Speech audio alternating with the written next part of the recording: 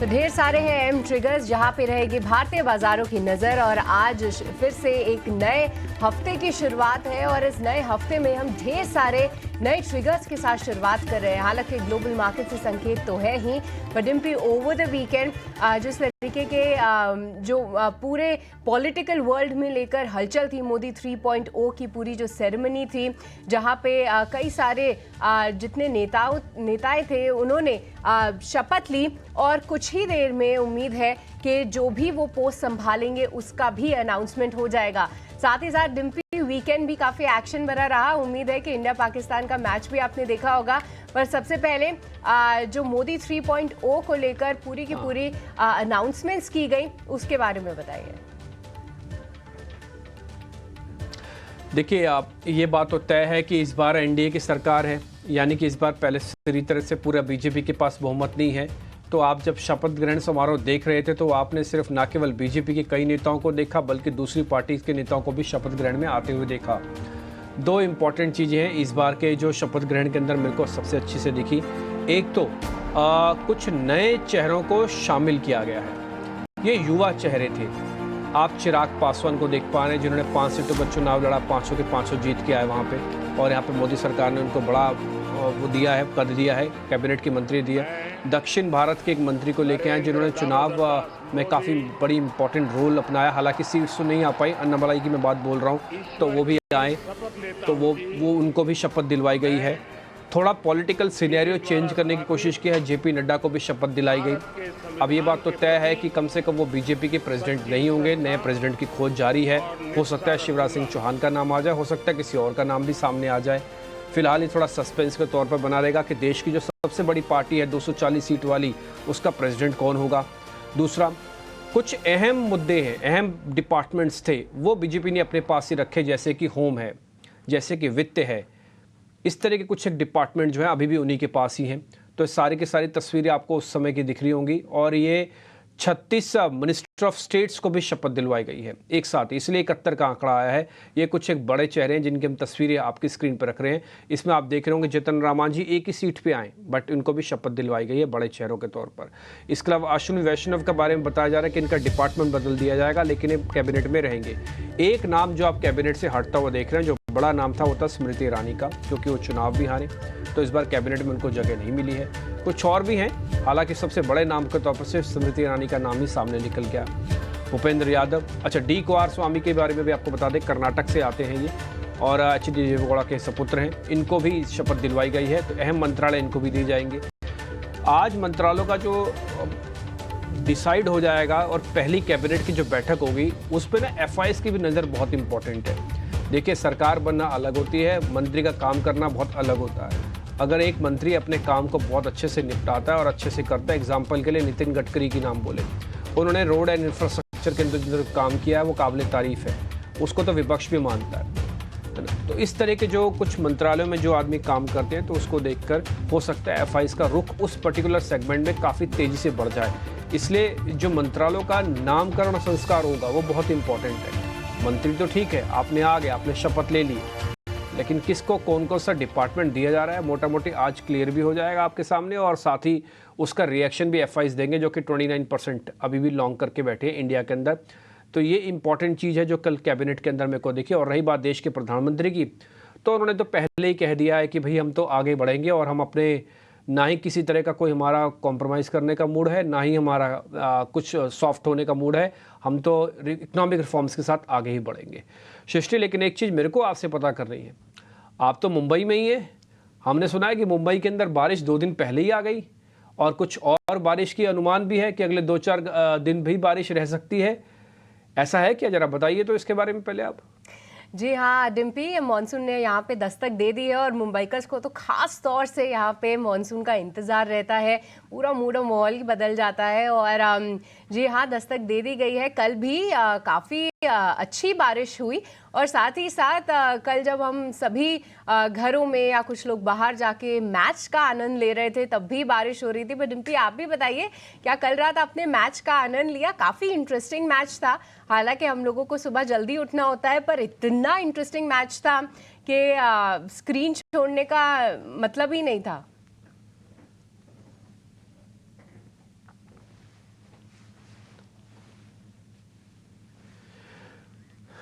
ठीक नहीं, cricket match का मैंने सृष्टि नहीं देख पाया पूरा, लेकिन मैंने हेडलाइन से और मैंने रात को जब ट्वीट देखे तो उससे मेरे को पता लग गया एक्साइटमेंट किस चरम पे होगा।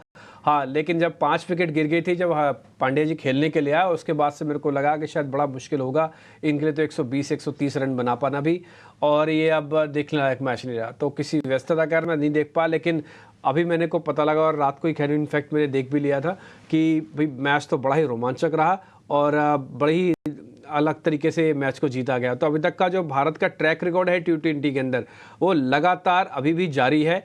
पाकिस्तान और इंडिया का मैच और उसमें इंडिया हार जाए ऐसा हो नहीं सकता। तो 3-4 खबरें बड़ी इंटरेस्टिंग सी आई। पहला, एक T20 का मैच भारत जीत गया। दूसरा, मोदी सरकार वापस हो गई है यानी कि 3.0, तो कंटिन्यूटी ऑफ पॉलिसीज चलेंगी। और तीसरा जो मेरे को लग रहा है कि वह मार्केट भी है। मार्केट भी आप देखो ना नए स्तरों के आसपास है। गिफ्ट निफ्टी आप पहले देख पा रहे थे कितना नुकसान था, मैं थोड़ी देर पहले ही देखा कि सिर्फ 20 पॉइंट का नुकसान रह गया। तो सारी अच्छी खबरें एक साथ आती हैं, सारी बुरी खबरें भी एक साथ ही आती है। उम्मीद है डिम्पी के अच्छी खबरों का जो ट्रेंड है वो बरकरार रहे और मार्केट में जो तेजी का ट्रेंड है वो भी बरकरार रहे, पर वो रहेगा या नहीं इस पे हम विस्तार से करेंगे चर्चा। डेटा पॉइंट्स के दम पे क्या कुछ आज के लिए रणनीति होनी चाहिए ये भी समझेंगे और सभी अपने एक्सपर्ट्स को भी जोड़ेंगे कुछ ही देर में। पर आइए उससे पहले समझ लेते हैं कि आज ग्लोबल संकेत किस तरीके से देखने को मिल रहे हैं। फ्राइडे को क्या कुछ एक्शन देखने को मिला यूएस के बाजारों में, साथ ही कमोडिटी से लेकर क्या कुछ बड़े अपडेट सामने निकल कर आ रहे हैं। ग्लोबल से जुड़ी पूरी जानकारी के लिए हमारे साथ अशेषा जुड़ चुकी है। चलिए चलते हैं उनके पास। Ashesha, very good morning. बताइए ग्लोबल क्यूज कहां से आ रहे हैं? सृष्टि, तो ग्लोबल बाजारों से संकेत थोड़े से कमजोर आए हैं। यूएस बाजारों की बात करें तो शुक्रवार के ट्रेडिंग सेशन में कमजोरी दिखी। S&P 500 0.1% की गिरावट के साथ बंद होता हुआ नजर आया। डाउ जोन्स और नैस्डैक में भी 0.2% से ज्यादा की कमजोरी शुक्रवार की ट्रेडिंग सेशन में दिखाई दी। सेक्टर स्पेसिफिक न्यूज की बात करें तो यूटिलिटी बेसिक मटीरियल्स में सबसे ज्यादा कमजोरी थी अमेरिकी बाजारों में, जिसके चलते मार्केट्स कमजोरी के साथ बंद होते हुए नजर आए। लेकिन पूरे पिछले हफ्ते की बात करें तो पॉजिटिव गेन्स के साथ बंद हुए यूएस बाजार। उसके अलावा यूरोपियन मार्केट की बात करें तो यहाँ पर भी थोड़ी सी कमजोरी थी। S&P डैक्स 0.5% की गिरावट के साथ बंद हुआ। कैक और फुट्सी में भी आधे % की गिरावट शुक्रवार के ट्रेडिंग सेशन में दिखी और पूरे हफ्ते के लिए भी यूरोपियन मार्केट में ज्यादा कुछ पॉजिटिव एक्शन नहीं था। इसके अलावा एशियाई बाजारों की बात करें तो आज सुबह एशियाई बाजारों से भी काफी मिले जुले नतीजे हैं, मिले जुले संकेत निकल कर आए हैं। लेकिन गिफ्ट निफ्टी की बात करें तो यहाँ पर भी थोड़ी सी कमजोरी है, तो शायद आज भारतीय बाजार थोड़ी सी गिरावट के साथ शुरू हो सकते हैं। बहुत बहुत शुक्रिया शेषा ये पूरी जानकारी हमारे सामने रखने के लिए। तो आज जो अगर हम देखें तो चाइना और हांगकांग के बाजार बंद भी हैं, तो वहाँ से संकेत नहीं आएंगे, पर हम संकेत लेते रहेंगे डाउ जोन्स फ्यूचर से और साथ ही गिफ्ट निफ्टी भी, जो कि फिलहाल जो है लगभग सपाट ही है। पर अब आगे बढ़ते हैं और निफ्टी बैंक निफ्टी के लिए क्या होनी चाहिए रणनीति और खास तौर से FIIs और DIIs की पोजीशनिंग कैसी है। आइए डेटा के दम पे ये सभी चीजें समझते हैं। एंड डिम्पी, सबसे पहले तो FIIs और DIIs की पोजीशन में क्या कुछ बदलाव हुआ है, क्योंकि हम देख रहे हैं कि लगातार FIIs की बिकवाली का प्रेशर तो था ही, पर अब धीरे धीरे करके वो बिकवाली से बायर्स बन रहे हैं। तो कितना भरोसा किया जाए इस पे और क्या कुछ डेटा पॉइंट्स में चेंजेस है? देखिए, FIIs बहुत दिनों तक उस लेवल पे नहीं रह सकते थे जिस लेवल तक वो पहुंच गए थे। वो 12 के तक पहुंच गए थे, 13% लॉन्ग ही थे। तो आप इंडिया को या तो इग्नोर कर रहे हो तो आप इंडिया की पोटेंशियल को समझ नहीं रहे हो। ये 2 पॉइंट थे। अब ये बात तो सच है कि सामने ट्रिगर था तो ट्रिगर निपट गया। देश में नई सरकार हो गई है, कैबिनेट और मंत्री ऑलमोस्ट तय हो चुके हैं सारे के सारे। तो FIIs का लौटना स्वाभाविक था। और आपने देखा होगा लास्ट ट्रेडिंग सेशन में जिस समय ये तय हो गया था कि हाँ संडे को शपथ मिल जाएगी, फ्राइडे को FIIs ने बिना किसी और ट्रिगर के उन्होंने खरीदारी की है। और एक खरीदारी आपने कैश मार्केट में भी देखी। अभी आप हेडलाइंस में पढ़ रहे थे कि काफ़ी दिनों के बाद कैश मार्केट में वापस खरीदारी हुई है। आप ये देख भी पा रहे हैं 3 जून के बाद फिर से 7 जून का नंबर आया। ठीक, तो कहने का मेरे मतलब यह है कि ना केवल कैश में बल्कि आप उनके ऑप्शंस में भी चेक करोगे ना, वहाँ पे भी खरीदारी है, भले छोटा क्वांटम है 3000 करोड़ रुपए का। कुल मिला के बात सारी है कि FIIs के जो लॉन्ग होल्डिंग्स है वो हो गई है करीब 29% इनफैक्ट। तो ये 17% से बढ़कर 29% हुई है। ऑलमोस्ट करीब करीब मैं इसको डबल मान सकता हूँ कि हाँ एक ही दिन में डबल FIIs ने पोजीशनिंग कर दी है। लेकिन क्या 29% बहुत ज़्यादा है? क्या 29% बाद में फिसल नहीं सकता? क्या 29% और बढ़ नहीं सकता? दोनों का जवाब है हाँ, बढ़ भी सकता है, फिसल भी सकता है। इसलिए मार्केट ना थोड़े कॉन्टिन्यूटी इफेक्ट को चेक करना चाहता है। आपने एक दिन का तो बड़ा आंकड़ा दिखा दिया, 17 से सीधा 29 ले आए, बाजार को संभाल भी दिया, निफ्टी को 400 पॉइंट चला भी दिया और आप 23,200 के ऊपर क्लोज भी करवा गए। लेकिन उसके बाद क्या एक कॉन्टिन्यूटी होती है कि नहीं होती? अगर एक कॉन्टिन्यूटी होती है तो आप समझ लीजिएगा 23,000 का आपका नया बेस बन चुका है। इस पूरी सीरीज में 23,000 अब नहीं जाएगा, क्योंकि एफआईज के बदौलत बनाया और एफआईज टिपिकली जल्दी जल्दी उस बेस को तोड़ते नहीं है जब तक कोई बुरी खबर मार्केट में नहीं आए। दूसरा पॉइंट, क्या रिटेल ऊपर जाके माल बेच रहा है क्या? उसका जवाब है हाँ। वो जैसे से बाजार जा रहा है ना, तो रिटेल बड़ा ही होशियारी तरीके से अपना धीरे धीरे माल बेच रहा है। कैसे पता लगा? 67% की लॉन्ग पोजीशंस थी आज से 3 दिन पहले। 3 दिन में बाजार में काफ़ी अच्छा मोमेंटम आया और 3 दिन में उनकी लॉन्ग पोजीशंस हो गई सिर्फ 58%, यानी करीब 9% माल रिटेलर्स ने ऊपर जाके बेच दिया। ये क्या अच्छी चीज़ है? ये बहुत अच्छी चीज़ है। रिटेल के पास क्वांटम छोटा होना चाहिए, एफआईज के पास क्वांटम थोड़ा बड़ा होना चाहिए, नहीं तो इतना तो होना चाहिए कि वो रिस्पेक्टेबल अमाउंट का हो। अभी सिर्फ हम 29% पे हैं। अभी मार्केट के अंदर ये पुल बैक है। एफआईज को लौटने में कितना आ सकती है पोजीशन? वो आ सकती है 50% तक। तो मेरा अपना मानना है कि 20% की गुंजाइश अभी भी एफआईज के अंदर वापस लॉन्ग पोजीशंस बनाने की बनती है। आप कुछ दिन और मार्केट के अंदर हो सकता है एफआईज की पोजीशनिंग को लॉन्ग तौर पर देखें। लेकिन अगर यहाँ से एफआईज वापस बेचता है तो ये 17% तक वापस आ सकता है, यानी कि जहाँ से इन्होंने शुरू किया है। तो ये घट कितना जाएगा? करीब 12 से 13% ये घट भी सकता है। और ये घट गया तो आप जो अभी के लेवल्स देख रहे हो ना, ये रेजिस्टेंस का काम करेंगे और उसके बाद बाजार थोड़ा नीचे भी फिसल सकता है। नीचे बहुत ज़्यादा तो नहीं, बट हाँ कमज़ोर तो होगा ही, इसमें कोई दो राय नहीं है। तो आपको ना 2 चीज़ों का ध्यान रखना है। आज शाम को एफआईज का नंबर ज़रूर चेक करना, ठीक जी। और आपको अगर लगता है कि कॉन्टिन्यूटी इफेक्ट आ रहा है तो अपनी पोजीशन को काटना ही नहीं, तो आप कैरी करना, आपको अच्छे प्रॉफिट्स मिलेंगे।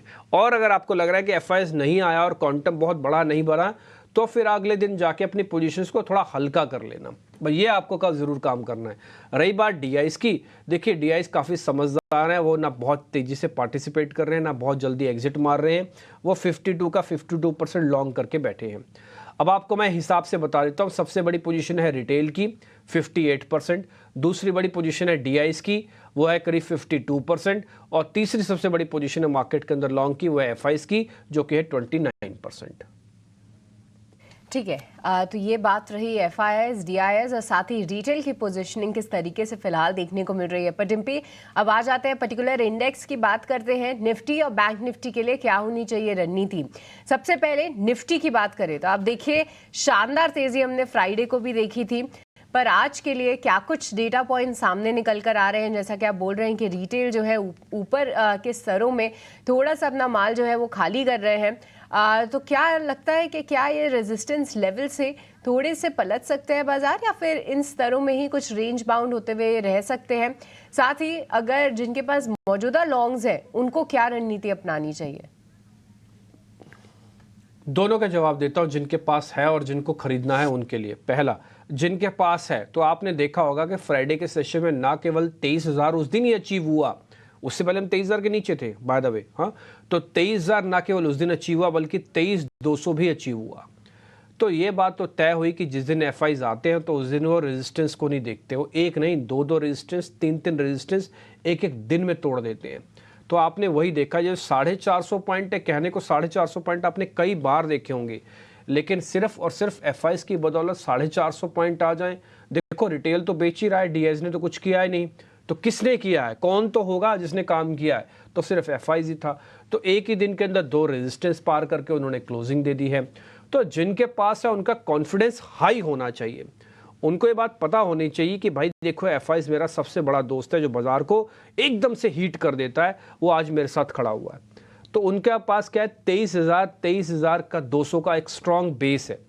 अगर आपको लग रहा है नहीं 200 तो छोटे मोटे पॉइंट्स में कट जाएंगे, तो आप एक काम करो, 23,000 का एक आप स्टॉप लॉस लगा के रखो। आई रिपीट, 23,000 का आप एक स्टॉप लॉस लगा के रखो जब तक एफआईज की होल्डिंग अब कम नहीं होती है। और क्वांटम भी बता देता हूँ, कम से कम 5-7% अगर कम नहीं होती है होल्डिंग, तो ये 23,000 का लेवल जाने वाला जल्दी नहीं है। ऊपर आते समय क्या आपको रेजिस्टेंस फेस होंगे? देखिए रेजिस्टेंस तो फेस हो सकते हैं, ऑल्दो हम ऑल टाइम हाई के आसपास ही खड़े हैं, बट फिर भी रेजिस्टेंस तो फेस हो सकते हैं क्योंकि यहाँ पे बहुत बड़े हिस्से में अभी भी ओपन इंटरेस्ट खड़ा हुआ है। ये ओपन इंटरेस्ट सेटलमेंट का नहीं है। इस सीरीज के साथ में 5 लाख कॉन्ट्रैक्ट हम लेके आए थे, अभी भी 5 लाख ही कॉन्ट्रैक्ट है। आप इसी से अंदाजा लगा लो कि सेटलमेंट बहुत जोर से नहीं हुआ, जबकि इवेंट पूरा खत्म हो गया। तो दोनों लोग खड़े हैं। मैं रिटेल का माल बताता रहा हूँ बेचा है, लेकिन रिटेल ने भी इतनी क्वांटम में नहीं बेचा कि ओआई घट जाए, वो नहीं हुआ अभी भी। तो वो होगा, अभी ये सेटलमेंट होना बाकी है।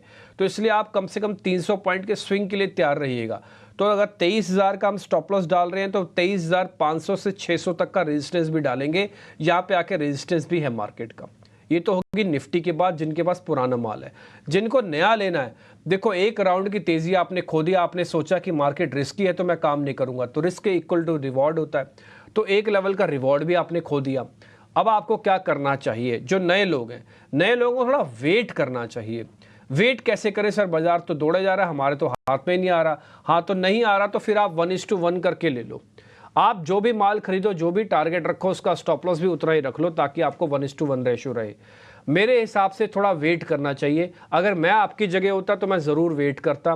कहाँ तक वेट करता? 23,100 तक की वेट करता। से मान लो मैं 23,100 पे सौदा प्लस करता, 23,000 के नीचे का स्टॉप लॉस डालता और 23,400 का टारगेट डाल देता। मेरा रिस्क वो ठीक हो जाता, मैं सौदा पंच कर देता। लेकिन अगर आपको ऐसा लग रहा है नहीं हम तो सर वेट नहीं करेंगे, हम तो सामने सामने पे सौदा डालेंगे, तो डाल दो आप। 100 पॉइंट अगर टारगेट लेना है तो 100 ही पॉइंट का स्टॉप लॉस रखना, आपकी मर्जी। ऑप्शंस में काम मत करना। थोड़ा स्पीड स्लो हो सकती है, इसलिए ऑप्शंस के लिए मना कर रहा हूं, अदरवाइज कोई दिक्कत नहीं है। तो ये निफ्टी का मैंने आपको जिनके पास है और जिनके पास नहीं है दोनों का बता दिया।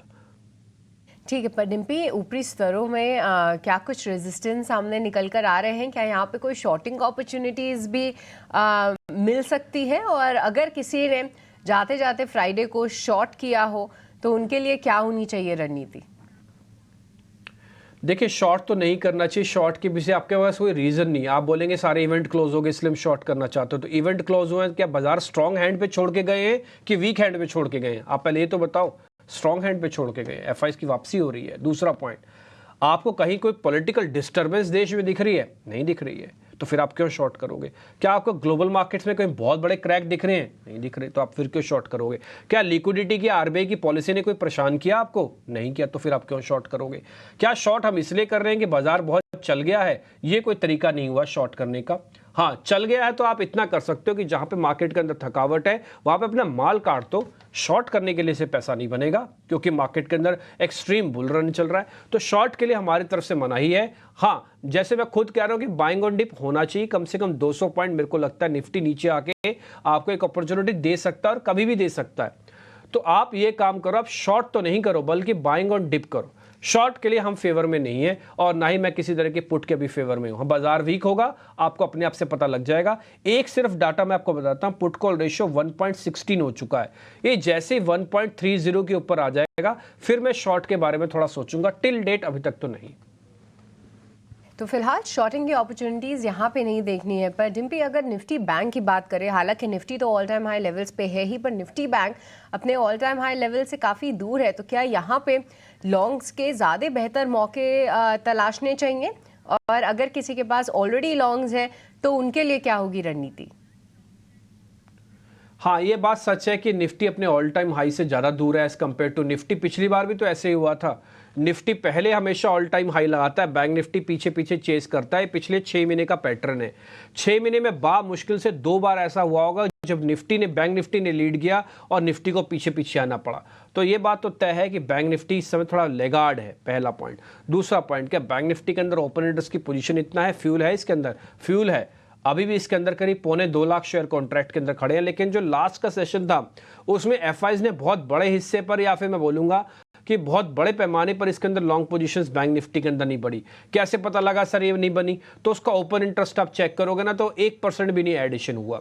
तो 1% एडिशन ना होने पर भी बैंक निफ्टी को करीब करीब आपने चला दिया, वो थे 500 पॉइंट। तो थोड़ा भी रुक के चलना चाहिए इसमें। और मेरा अपना ये मानना है कि 50,000 50,200 का एक रेजिस्टेंस भी फेज होगा इसके अंदर।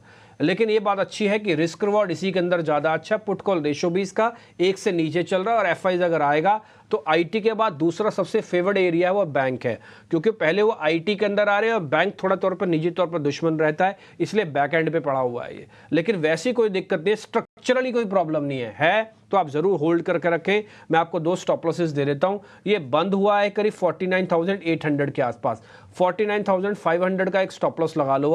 आप डीप रखना चाहते हो 49,300 का लगा लो स्टॉप लॉस, और आप बने रहो 50,200 के दर्शन हो सकते हैं आपको। जो लोग नए आना चाहते हैं बैंक निफ्टी में, उनको थोड़ा डिप के साथ आना चाहिए, कंफर्मेशन आनी चाहिए, 3-4 बड़े लीडर चेक करने चाहिए, एक्सिस, आईसीआईसी, कोटक, एचडीएफसी, इनको चेक करके आना। ऑप्शंस के अंदर ट्रेड मत करना, ऑप्शंस थोड़े आर्टिफिशियली राइज और आर्टिफिशियली फॉल्स है, तो क्या वो एडजस्टमेंट करेंगे, तो ऑप्शंस के अंदर ट्रेड ना करना। आप मेरे से अगला सवाल पूछने जा रहे हैं, मैं उसको अभी बता देता हूं। क्या बैंक निफ्टी का शॉर्ट करना चाहिए? बिल्कुल नहीं करना चाहिए। पुट कॉल रेशियो खराब है, ये बात तय है कि उसकी स्पीड स्लो है, लेकिन ये बात भी तय है कि उसमें दम बहुत है, उसके अंदर रिस्क रिवॉर्ड बहुत अच्छा है, तो इसलिए आप शॉर्ट ना करें। आप भले लॉन्ग करना चाहें तो आपको थोड़ी बहुत पोजीशन मिलती है, आप लॉन्ग कर सकते हैं। मेरे से पूछेंगे निफ्टी और बैंक निफ्टी में से सर आप आज किस में सौदा पंच करोगे, तो मैं दोनों में नहीं करूंगा। पहले मैं दोनों को एक बार आज के दिन के लिए कम से कम 1-1.5 घंटे के लिए चेक करूंगा, उसके बाद सौदा पंच करूंगा। तो मैं दोनों में स्टार्टिंग में तो नहीं करूंगा। तो ये पॉइंट मैंने आपके सामने रख दिया। अब मेहमान हमारे साथ आ रहे हैं, मैं जरा उनसे भी आपको परिचय कराता हूँ। एक बार जरा मेहमानों को तस्वीर पे दिखाइए ताकि उनसे भी हम बातचीत कर पाएं। एक और पॉइंट भी अच्छा सृष्टि, कुछ आप पूछना चाह रहे हैं? हाँ जी टिम्पी, पहले तो हम एक बार अपने दर्शकों को ये बता दें कि एफएनओ बैन में कौन से स्टॉक शामिल है।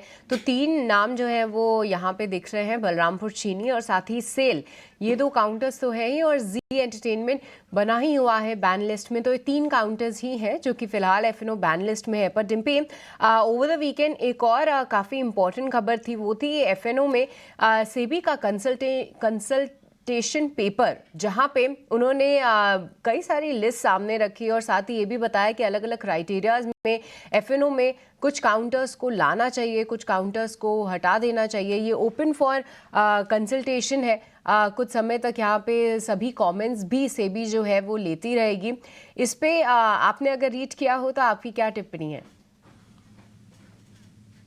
देखिए, इस पे एक पॉइंट है, सेबी ने थोड़ा ये अच्छे से पॉइंट को उठाया है और ये बात अपने वो तरीके को बदलना भी चाह रही है। देखिए, सेबी का काम ही है रेगुलेशन के तौर पर देखना। तो कई बार क्या है, कुछ चीज़ें ना ऑटोनॉमस चीज़ें से ख़राब हो रही होती है। जैसे मार्केट के अंदर है, प्राइस बढ़ नहीं रहा, ओपन इंटरेस्ट बहुत बड़ा हो गया।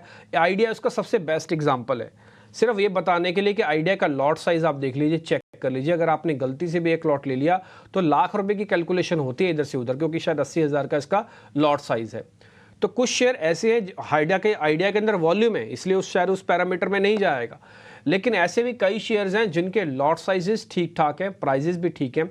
करीब 9 से 10 पैरामीटर होते हैं जिसके बेसिस पर तय होता है कि शेयर एफ&ओ में होने लायक है कि नहीं होने लायक है। अच्छा, एफ&ओ में होने के फायदे क्या होते हैं आप खुद जानते हैं। एफ&ओ में होंगे तो आपके पास एक बड़ा चंक आ सकता है इंस्टीट्यूशनल्स का। इंस्टीट्यूशनल्स काम बहुत एफआईज करते हैं। दूसरा पॉइंट, आपके पास ऑप्शंस अवेलेबल हो जाएंगी। अगर आप कैश में तो आपके पास ऑप्शंस ही अवेलेबल नहीं है।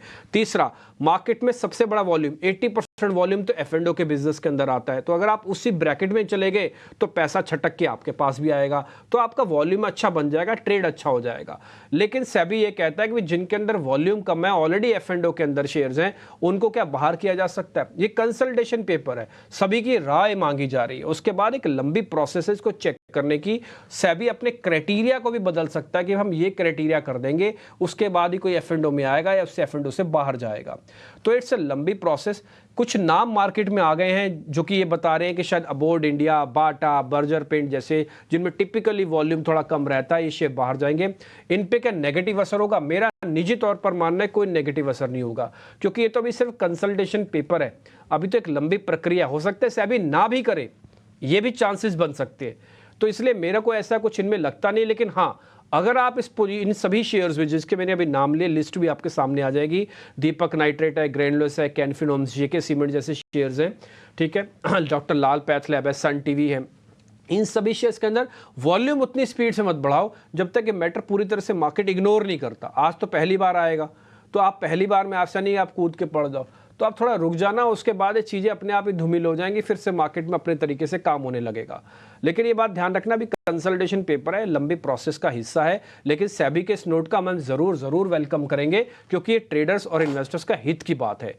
तो ये बहुत अच्छा है जो सेबी ये F&O को चीज़ों को और दुरुस्त कर रही है, बजाय सिर्फ ये चीज़ दिखाने के लिए कि नहीं एक्सपायरी इसकी इस दिन होगी और उसकी एक्सपायरी इस दिन होगी। ये रेगुलेशन नहीं है, रेगुलेशन ये एक्चुअली में है जो इस समय सेबी करने जा रहा है कि भाई बता रहा है कि भाई ठीक है, जहाँ पे वॉल्यूम कम है उसको हम चेक करते हैं।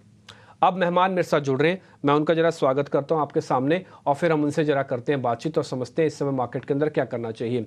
एक बार जरा दिखाएं, अंशुल जैन इस बीच हमारे साथ जुड़ेंगे कार्यक्रम में, राहुल घोष आपको तस्वीरों में दिख रहे होंगे, मितेश पंचाल आपको दिख रहे होंगे कार्यक्रम में तस्वीरों में। मितेश जी बहुत बहुत शुक्रिया, thank you very much. Rahul ji thank you very much, आपने आज फिर से टाइम निकाला। Anshul Jain ji thank you very much, आपने आज फिर से हमारे लिए टाइम निकाला। अच्छा लगेगा आपसे बातचीत करके और आपकी इंटेलिजेंस हमारे बेहद काम आएगी। पहले एक काम करते हैं, अंशुल जैन आपने निफ्टी और बैंक निफ्टी के डाटा देखे होंगे, जरा जल्दी से बताइएगा, क्योंकि आज हमने ही आपका ही समय हमने ले लिया, माफ़ी चाहते हैं इसके लिए। जरा जल्दी से बता दीजिएगा निफ्टी बैंक निफ्टी पे आपका टेक क्या है, फिर अपने शेयर्स भी बताइएगा। नमस्कार डिम्पी जी, नमस्कार सृष्टि जी। देखिए डिम्पी जी, फ्राइडे को भी हम काफी कॉन्फिडेंट थे और आज भी हम उतने ही कॉन्फिडेंट हैं कि मार्केट में नीचे जाने की जगह काफी कम है। एफआईआई अभी भी बहुत ज्यादा शॉर्ट है, 1,93,000 कॉन्ट्रैक्ट फ्यूचर्स पे शॉर्ट है और नेट पोजीशन पे देखें तो वहां भी 3.5 लाख कॉन्ट्रैक्ट शॉर्ट है। तो अभी जीरो पे भी नहीं आए हैं, पूरी तरीके से शॉर्ट कवरिंग कंप्लीट नहीं हुई है। तो हम अभी भी उतना ही कॉन्फिडेंट हैं कि 24,000 का टारगेट पहले आएगा, उसके बाद ही किसी तरह का करेक्शन आता हुआ दिखेगा। तो बाय ऑन डिप्स की सलाह रहेगी, 400 450 पॉइंट बढ़ा है और एक बार एक डिप डिजर्व करता है मार्केट हल्की सी। अगर 50-60 पॉइंट की डिप इनिशियली मिल जाती है 23,230 23,240 की रेंज में, तो अगेन एक बाइंग और डिप्स की अपॉर्चुनिटी रहेगी।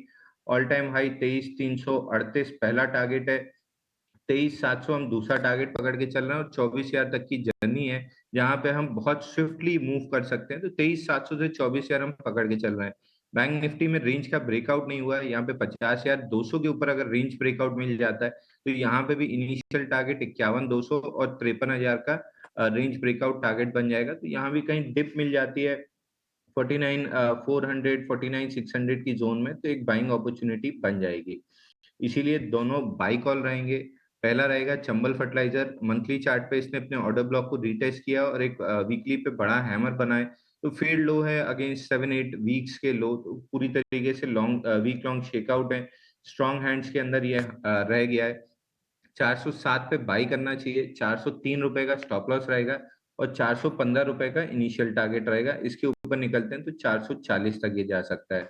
दूसरा स्टॉक डॉक्टर रेड्डी का रहेगा, यहाँ भी मंथली पे ऑर्डर ब्लॉक टेस्ट हुआ है, 4 हफ्ते की अगेंस्ट फील्ड लो बना है, हैमर कैंडल की फॉर्मेशन है, इसको भी 6,060 पे बाई करना चाहिए। 6,020 का स्टॉप लॉस रहेगा और 6120 का इनिशियल टारगेट है।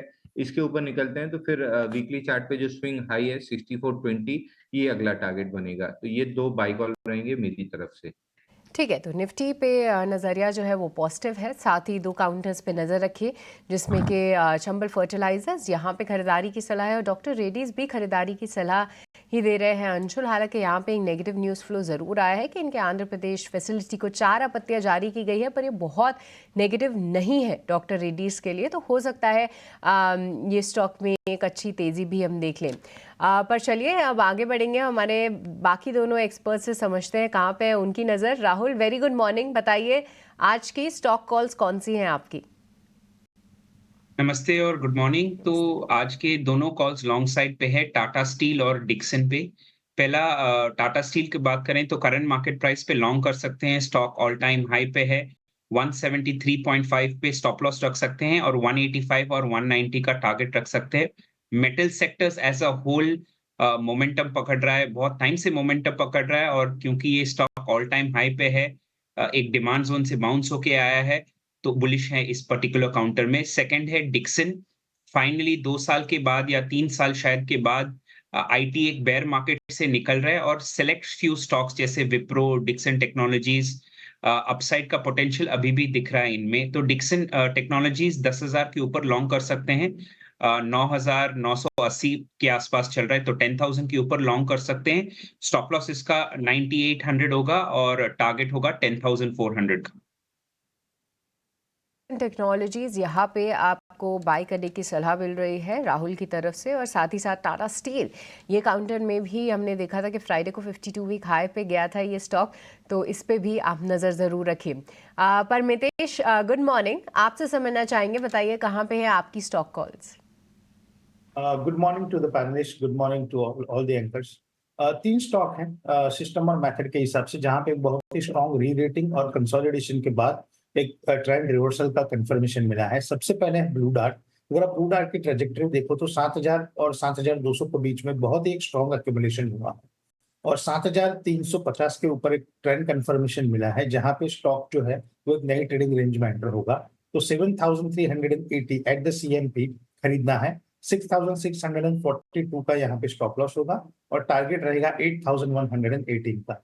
दूसरा जो है with in the chemical space, हमें लग रहा है कि अभी ये पूरी रीरेटिंग स्पेस में होगी, और सुमिटोमो केमिकल यहाँ पे एक कंफर्मेशन मिला है बेस्ड ऑन द मंथली और द वीकली चार्ट।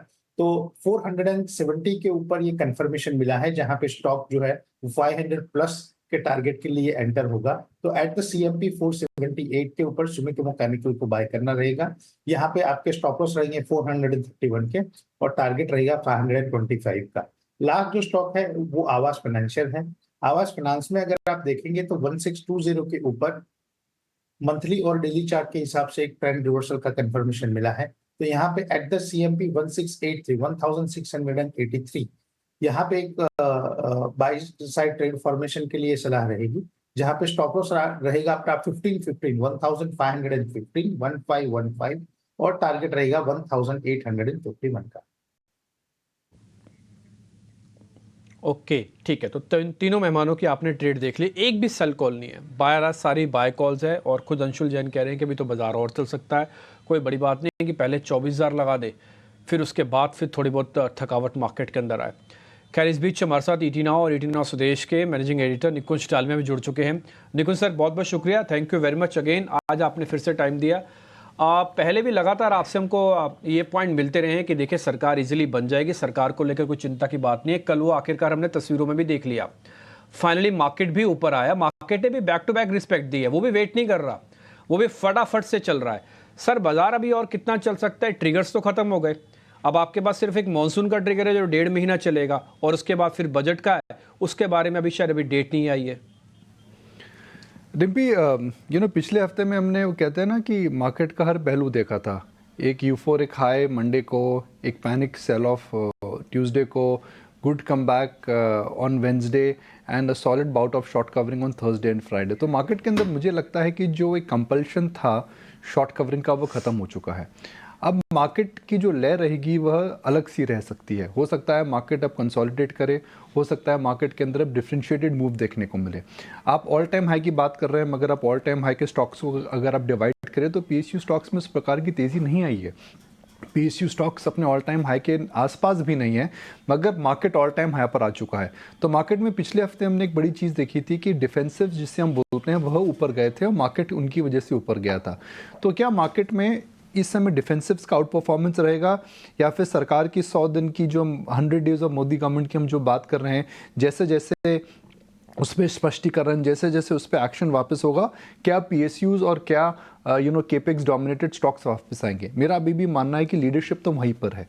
हो सकता है थोड़ा समय के बाद, हो सकता है कि थोड़े रुकने के बाद कुछ पॉलिसी ट्रिगर्स के आसपास जो बड़ा पैसा बनने वाला है वह मैन्युफैक्चरिंग, केपेक्स या उन थीम्स में बनने वाला है। जो राइजिंग टाइड फिनोमेनन था जिसमें सब PSUs ऊपर जा रहे थे, वैसा नहीं होगा। मगर लास्ट वीक के प्राइस एक्शन के अंदर जिसमें हमने देखा HUL, टेक महिंद्रा, इस प्रकार के जो स्टॉक्स ऊपर जा रहे थे, मैं सहमत नहीं हूँ, केवल नए लीडर्स हैं। ओके, पर निकुंज साहब, जिस तरीके से नई सरकार बनी है, कुछ सारे सेक्टर्स भी इसमें फोकस में, और एक गैस सेक्टर भी है, क्योंकि जब पूरा इलेक्शन वर्डिक्ट आया तो हमने देखा कि पूरे गैस सेक्टर को GST के परव्यू में लाया जाएगा, ऐसी कुछ रिपोर्ट्स आ रही थी। पर खास तौर से MGL पे क्या रणनीति होनी चाहिए, क्योंकि एनालिस्ट मीट थी, काफ़ी पॉजिटिव कमेंट्री आई, और स्टॉक की अगर परफॉर्मेंस देखें तो बहुत खास प्रदर्शन नहीं किया है। पर क्या एनालिस्ट मीट के बाद थोड़ा सा भरोसा वापस आएगा? एक ये नॉन कंसेंसस स्टॉक है जिसके अंदर पॉलिसी का जो प्राइसिंग का इम्पैक्ट था जो आना था मेरे हिसाब से आ चुका है। मार्केट को स्टॉक को ऑलरेडी झटका लगा था जब प्राइसिंग को लेकर के चेंजेस आए थे। मगर जो स्टॉक है मुझे लगता है इस प्रकार की जो कंपनीज होती हैं जिसको हम यूटिलिटीज़ बोलते हैं वो एक वॉलेटाइल बाज़ार के अंदर अच्छे स्टॉक्स माने जाते हैं बिकॉज ये ज़्यादा रिटर्न नहीं देते हैं मगर ज़्यादा गिरते नहीं हैं। तो आप अगर एक सेफ्टी नेट टाइप स्टॉक ढूंढ रहे हैं जिसके अंदर आपको डिविडेंड यील्ड ठीक ठाक मिले, जिसके अंदर आपको ज़्यादा गिरावट ना मिले, ज़्यादा बीटा ना हो सकता है, पॉलिसी को लेकर के चेंजेस नहीं हो सकते हैं, तो मुझे लगता है कि समवेयर स्टॉक लाइक MGL को really go up your rally. देखिए केपेक्स क्या है बहुत ऊपर नीचे होगा, डिफेंसिव्स क्या है इस समय महंगे हो चुके हैं स्पेशली कंज्यूमर स्टेपल्स, IT है उसके अंदर दम नहीं है, बैंक्स के अंदर बीटा ज़्यादा है। मगर मार्केट के अंदर अगर आपको एक ऐसे स्टॉक में जाना है जिसका हम कहते हैं आइलैंड ऑफ सेफ्टी है या जहाँ पर आउट परफॉर्मेंस नहीं होगा ज़्यादा मगर गिरावट कम होगी मगर धीरे धीरे आपको 10-12% का रिटर्न देता रहेगा, 3 साल के अंदर 30-35% हो सकता है, 5 साल के अंदर 50-60% हो सकता है, उस पूरे ब्रैकेट के अंदर मुझे लगता है स्टॉक लाइक MGL फिट्स है।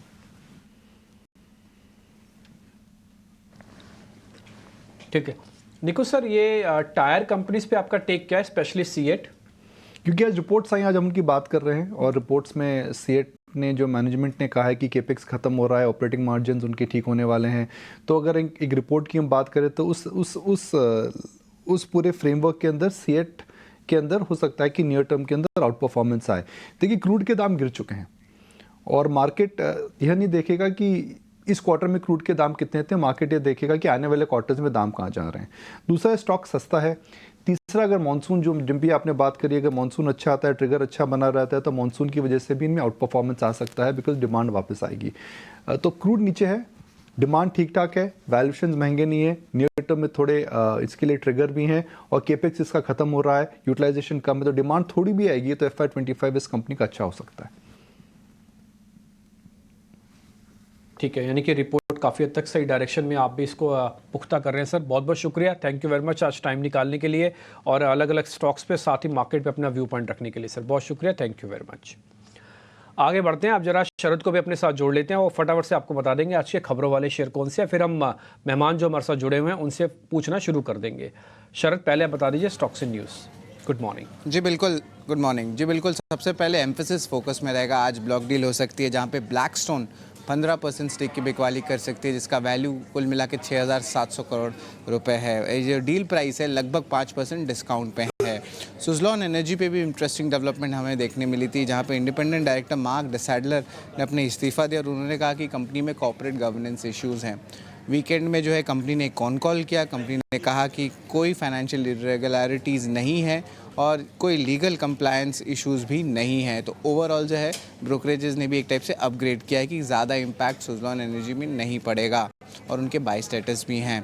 रेमंड भी फोकस में रहेगा, रेसिडेंशियल प्रोजेक्ट्स पे वो फोकस करने वाले और उनको एक मिला है बांद्रा ईस्ट में प्रोजेक्ट, इसका जो कुल मिला के रेवेन्यू पोटेंशियल 2,000 करोड़ रुपए के लिए है। तो ऑफकोर्स एक पॉजिटिव डेवलपमेंट देखने मिल रहा है। कुछ कॉर्पोरेट एक्शंस भी है जो आपके नज़र में होने चाहिए। सबसे पहला है गोदरेज पावर इस्पात। 15 जून को अहम बोर्ड मीटिंग है जहाँ पे शेयर बायबैक की जो है विचार करेगी कंपनी। और बोरोसिल रिन्यूएबल्स की बात करें तो 450 करोड़ रुपए वो रेस करेंगे राइट्स इशू के ज़रिए। थर्मैक्स भी फोकस में रहेगा। लास्ट ट्रेडिंग सेशन में ब्लॉक डील हुई थी इंपॉर्टेंट, जहाँ पे नालंदा कैपिटल ने 1% स्टेक की बिकवाली की थी, अब 760 करोड़ रुपए का। अब उनका स्टेक गिर के हो जाता है 5.6% और जो अब्जॉर्प्शन आई है उस डोमेस्टिक फंड हाउस बाइंग पे हुई है। एक इंटरेस्टिंग कंपनी है वॉर्ड विज़ार्ड इनोवेशंस, 1360 करोड़ का मार्केट कैप है, लेकिन उन्होंने जो MOU साइन किया है फिलीपींस गवर्नमेंट के साथ EV प्रोडक्ट्स को लेके, EV व्हीकल्स को लेके, वो अमाउंट आता है 10,700 करोड़ रुपए। पर ये सिर्फ MOU है, ये ऑर्डर नहीं है। तो इस पे जो इंटरेस्टिंग डेवलपमेंट होगा जो हम बात करेंगे इनके मैनेजमेंट से भी आज। एमी ऑर्गेनिक्स भी फोकस में रहेगा। 0 ऑब्जर्वेशंस आई उनको जापान के मेडिकल अथॉरिटीज़ से लिए सूरत प्लांट में। वही अगर डॉक्टर रेड्डीज़ की बात करें तो उनको 4 ऑब्जर्वेशंस आई है आंध्र प्रदेश के प्लांट में। और जुबिलेंट फार्मोवा को भी USFDA द्वारा 3 ऑब्जर्वेशन देखने मिला है उनके US के मैन्युफैक्चरिंग प्लांट में। और KEC इंटरनेशनल के बारे में बता दूं, 1000 करोड़ के ऊपर का जो है नए ऑर्डर KEC इंटरनेशनल में देखने मिले हैं अक्रॉस वेरियस बिजनेस सेगमेंट्स में। और जो हमारा आखिरी स्टॉक फोकस में रहेगा वो है IDBI बैंक। इनको टैक्स रिफंड मिल रहा है 2700 करोड़ रुपए का, जो असेसमेंट है 2016 से लेकर 17 तक का। तो ये इंपॉर्टेंट न्यूज़ फ्लोज है जहाँ पे स्टॉक्स में आज जो है मूवमेंट देखने मिल सकती है। एक इंटरेस्टिंग खबर है आईडीबीआई बैंक वाले शरद, क्योंकि इनको टैक्स रिफंड मिल रहा है 2700 करोड़ का। और हमने देखा इसी वीकेंड के अंदर बहुत सारी ऐसी कंपनी से जिनको टैक्स के नोटिस भी मिले हैं, कईयों को 800 करोड़ का, कईयों को 8 करोड़ तक का भी है। तो ये एक अच्छी खबर है कंपनी पॉइंट ऑफ व्यू से कि उनको रिफंड आ रहा है 2700 करोड़ रुपए के आसपास का। गौरांग शाह इस बीच हमारे साथ जुड़ गए हैं फंडामेंटल एनालिस्ट के तौर पर आज हमारे साथ, वो हमको थोड़ा गाइड भी करेंगे। गौरांग सर, एक खबर के साथ ही शुरू कर रहा हूँ, रेमंड्स वाली बांद्रा ईस्ट में रीडेवलपमेंट का एक प्रोजेक्ट पे काम करेगी। बता रहे करीब 2000 करोड़ रुपए का कुल मिला के ठेका जो उनके पास आ जाएगा। आपकी कवरेज लिस्ट में है सर रेमंड? धन्यवाद डिम्पी, आपका सभी को प्रणाम और शुभ प्रभात। कवरेज में है, खरीदारी की राय के इरादे से हमने बुनियादी तर्क के आधार पर एक रिसर्च रिपोर्ट यहाँ पर रखी है। और हमारा अनुमान ये कहता है डिम्पी के जिस प्रकार से अब ये सब टेक्सटाइल से जुड़ी हुई कंपनियां रियल एस्टेट में कदम रख रहे हैं, हालांकि चर्चा काफी समय से थी इसकी, लेकिन धीरे धीरे करके रुझान बेहतर होता हुआ नजर आता है। एक पॉसिबिलिटी ये बनती है, ये एक अनुमान है डिम्पी के जैसे सेंचुरी टेक्सटाइल हुई, जैसे रेमंड्स हुआ, इस प्रकार की कंपनी शायद जिस प्रकार के लैंड पार्सल्स इनके बैलेंस शीट पर हैं, संभवता है कि एक real estate company stand alone भी आ सकती है आने वाले समय में। ये एक मैं अनुमान बता रहा हूँ, और फिर निर्भर करेगा मूल्यांकन को लेकर के और समय सीमा को लेकर के कब उसको अलग करके अलग रूप में लिस्ट किया जाता है, जिससे एक वैल्यू अनलॉकिंग की प्रोपोजिशन खड़ी होती है। लेकिन बिल्कुल, और बांद्रा ईस्ट डिम्पी एक बहुत ही उभरती हुई जगह है जहां पर मांग को लेकर के कोई कमी नहीं। समझते हैं कि ब्रोकरेजेस की रिपोर्ट कहां पे आई है और उसके चलते कौन से स्टॉक्स रहेंगे फोकस में। और आज ये पूरी लिस्ट लेकर हमारे साथ जिनय जुड़ चुके हैं। जिनय, वेरी गुड मॉर्निंग। और क्योंकि आप पहली बार खरा सौदा में हमारे साथ जुड़े हैं, तो बताइए कि कौन से रिपोर्ट्स हैं जहां पे आज रहेगी नज़र। जी, तो एमजीएल फोकस में रहेगा। यूबीएस जो है अपनी बाइंग रेटिंग एक रिपोर्ट से आया है, जिनका टारगेट प्राइस है 1600 रुपये। उनका मानना है कि वॉल्यूम ग्रोथ आउटलुक जो है कंपनी का बहुत स्ट्रांग है। उनका मानना है कि 6.6% CAGR से FY 2024 से FY 2027 तक कंपनी ग्रो कर सकती है। और ऑल्सो नेचुरल गैस का जो पोटेंशियल इंक्लूजन है GST में, वो भी कंपनी को अच्छा बेनिफिट करेगा। और LNG ट्रांसपोर्टेशन की अगर हम बात करें तो उसका भी आउटलुक काफ़ी कमिंग ईयर्स में काफ़ी अच्छा है। सेकंड है बिरला सॉफ्ट, नमूरा ने अपनी बाइंग रेटिंग निकाली है, टारगेट प्राइस 860 रुपये को लेकर। कंपनी का मैनेजमेंट मीट हुआ था हाल ही में, और उनका की टेक अवेज है कि जो डिमांड एनवायरनमेंट है वो काफ़ी पॉजिटिव है।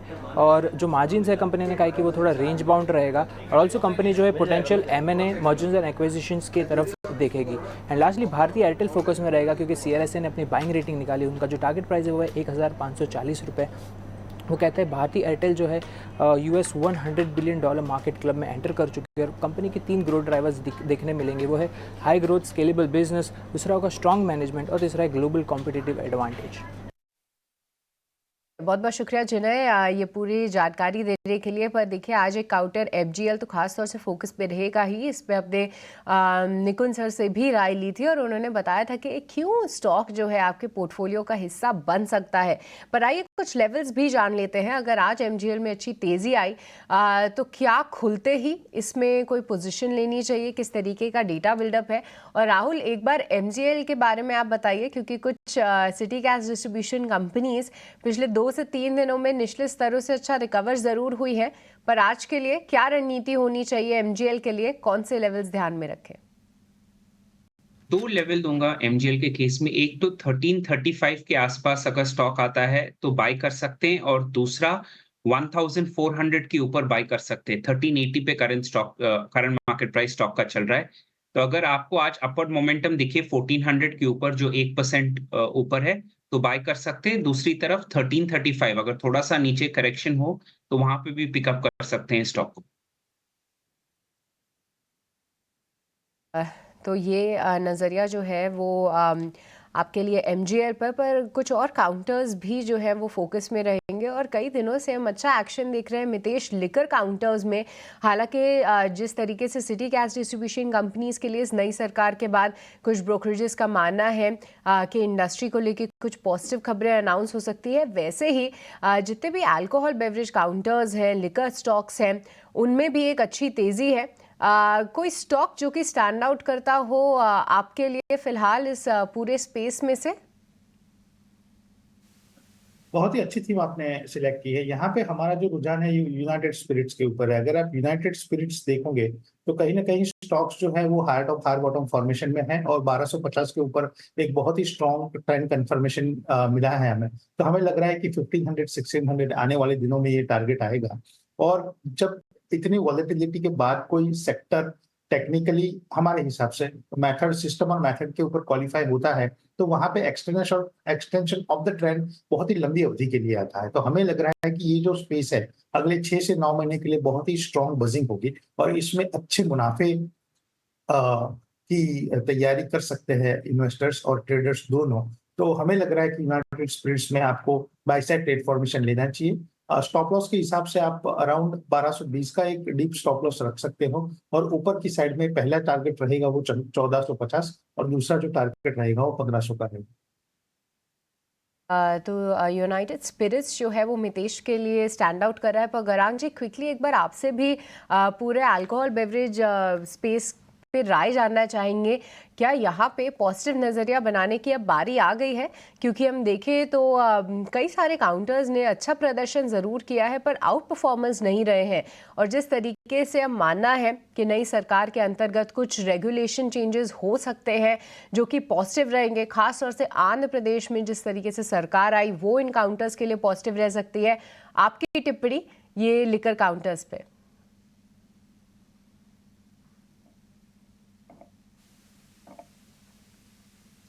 गौरांग जी शायद आप अनम्यूट करना पड़ेगा। क्षमा चाहता हूँ सृष्टि, क्षमा चाहता हूँ। आपका भी धन्यवाद और आपको भी शुभ प्रभात हमारी तरफ से। तो इस क्षेत्र की जो प्रोडक्ट्स होती है ना सृष्टि, इसकी खपत को लेकर के शायद हमारे देश में किसी प्रकार की अनिश्चितता या फिर निचला स्तर खपत को लेकर के दिखे, इसकी संभावना बहुत कम लग रही थी, पहली बात। दूसरी बात, कोई भी परिस्थिति हो इनका सेवन होता है। और तीसरी बात, जो कुछ जगहों पर या राज्यों पर कुछ प्रतिबंध लगा हुआ है वहां पर भी मेरे ख्याल से अब थोड़ी बहुत रियायत देने की परिस्थिति आ रही है। अगर मेरी याददाश्त सही है तो मेरे ख्याल से यूनाइटेड बेवरेजेस पर हमारी खरीदारी की राय है। लेकिन एक चीज ये भी कहूंगा सृष्टि कि बाकी जो कंपनियां हैं इस श्रेणी में, उनकी भी बैलेंस शीट और कामकाज, प्रोडक्ट ऑफरिंग, मार्केट शेयर, जो भी मापदंड बुनियादी तर्क कर आप देखना चाहे वो सभी पर खरे उतरते हैं। अब एक उदाहरण दे रहा हूं, जैसे हमने कहा यूनाइटेड बेवरेजेस हमारी कवरेज में, उसी तरीके से इनकी ग्रुप कंपनी है यूनाइटेड स्पिरिट्स, फिर रैडिको केतान जैसी कंपनियां हैं, जीएम बेवरेजेस जैसी कंपनियां हैं। ये कोई मैं राय नहीं दे रहा, ये मात्र कंपनी बता रहा हूं जो सक्षम और मजबूत है। खरीदी की राय केवल मात्र यूनाइटेड बेवरेजेस पर है। तो ये कुछ गौरांग जी का व्यू कि क्यों जो है वो लेकर कंपनीज के लिए आने वाला समय अच्छा हो सकता है। क्या कुछ फैक्टर्स है जो कि इस पूरे सेक्टर को सपोर्ट कर सकते हैं, और साथ ही उन्होंने अपनी टॉपिक भी बताई। पर चलिए इसी के साथ उस फ्लैट ही है बसीर साहब हमारे साथ जुड़ चुके हैं। बसीर साहब बहुत बहुत शुक्रिया, थैंक यू वेरी मच आज समय देने के लिए। थोड़ा मार्केट के पहले गाइडेंस दीजिए सर। आप कह रहे थे कि थोड़ा सा प्रॉफिट बुकिंग आ सकती है, कितनी गुंजाइश अभी भी बनी हुई है सर प्रॉफिट बुकिंग आने की? गुड मॉर्निंग डिम्पी, आपको सृष्टि। पहले तो ऐसा हफ्ता शायद मैंने लाइफ में नहीं देखा है, तो मेरी टिप्पणी भी, अब हमें भी घबराहट हो जाती है जब बाजार घटती है क्योंकि इन्वेस्टर का पैसा है, लेकिन बाजार ने तो क्या रुख पकड़ा है। लेकिन मैंने कांस्टेंट व्यू है, जब आपको फॉल आए ऐसा, जब फॉरेनर्स, अब मैं उन्हें ये नहीं कहता फूल्स जनरली है, but they are the ones who react. जब फूल्स बेचे तो आप खरीदिए, जब वो खरीद रहे हैं तो आपको बेचना चाहिए। मुझे लगता नहीं यहाँ से 100-200 पॉइंट ज्यादा गुंजाइश है ऊपर जाने की, सिंपली फॉर द रीजन के आपके पास एक तो पोर्टफोलियो एलोकेशन है प्लस बजट है, and it is rightly to आप थोड़ा प्रॉफिट बुक कीजिए।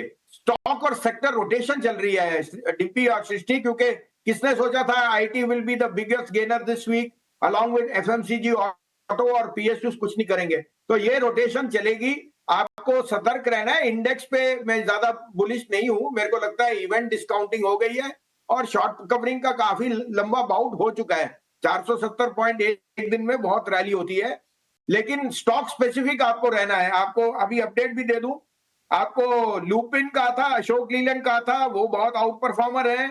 आपको एचडीएफसी लाइफ का था, आज मैं रीट्रेड कर रहा हूँ। एचडीएफसी लाइफ टेक्निकली 560 के ऊपर क्लोज हो गया, ये 600 तक नहीं रुकेगा। The rest I have been bullish on ABFRL, जो एक आउटस्टैंडिंग स्टॉक था और 40% रिटर्न दिया फ्रॉम द लोज। सारा एबी ग्रुप, वोडाफोन, आपका ABFRL, AB Capital, UltraTech, Grasim and Hindalco, ये सब आउट परफॉर्मर्स हैं। आपने अभी लिकर शेयर का जिक्र किया, तो मैंने काफी टाइम से पिकाडेली एग्रो को बहुत पकड़ा था 300 350 पे। वो इंद्री सिंगल मॉल्ट बनाती है और एक वो बेस्ट सेलिंग मॉल्ट है इंडिया में, और वो पिकाडेली एग्रो का शेयर तो मेरे ख्याल डबल से भी ज्यादा हो गया है और अभी भी गुंजाइश है।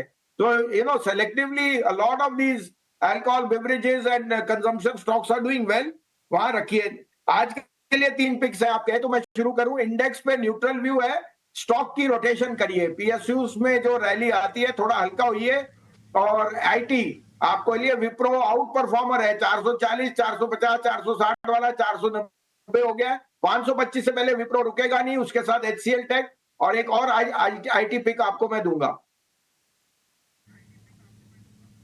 ठीक है सर। बसीन साहब बताइए फिर वो शेयर। खैर आपका ये जो लिकर वाला स्टॉक है ना, ये तो खैर काबिल तारीफ है। देखिए अनाउंसमेंट हुई थी, मेरे को लगता है शायद कोई बहुत पुरानी बात भी नहीं है, 7-8 महीने पुरानी बात है, जब इंद्री को अवार्ड मिला था कि वन ऑफ द बेस्ट अपने सेगमेंट की है वो, जो भी इनकी ग्रेडिंग होती है। उसके बाद से शेयर रुका नहीं। अब चार्ट पे देख के मैं तो खुद हैरान, मैंने काफ़ी दिनों बाद देखा। बसीन साहब आपकी पसंद काफ़ी ठीक है, काफ़ी अच्छी है। शेयर देखिए अभी भी आप कह रहे हैं काफ़ी पोटेंशियल है, 900% का रिटर्न मिलने के बाद भी, ये इंटरेस्टिंग है। अच्छा सर बताइए आप कौन से शेयर्स बता रहे थे?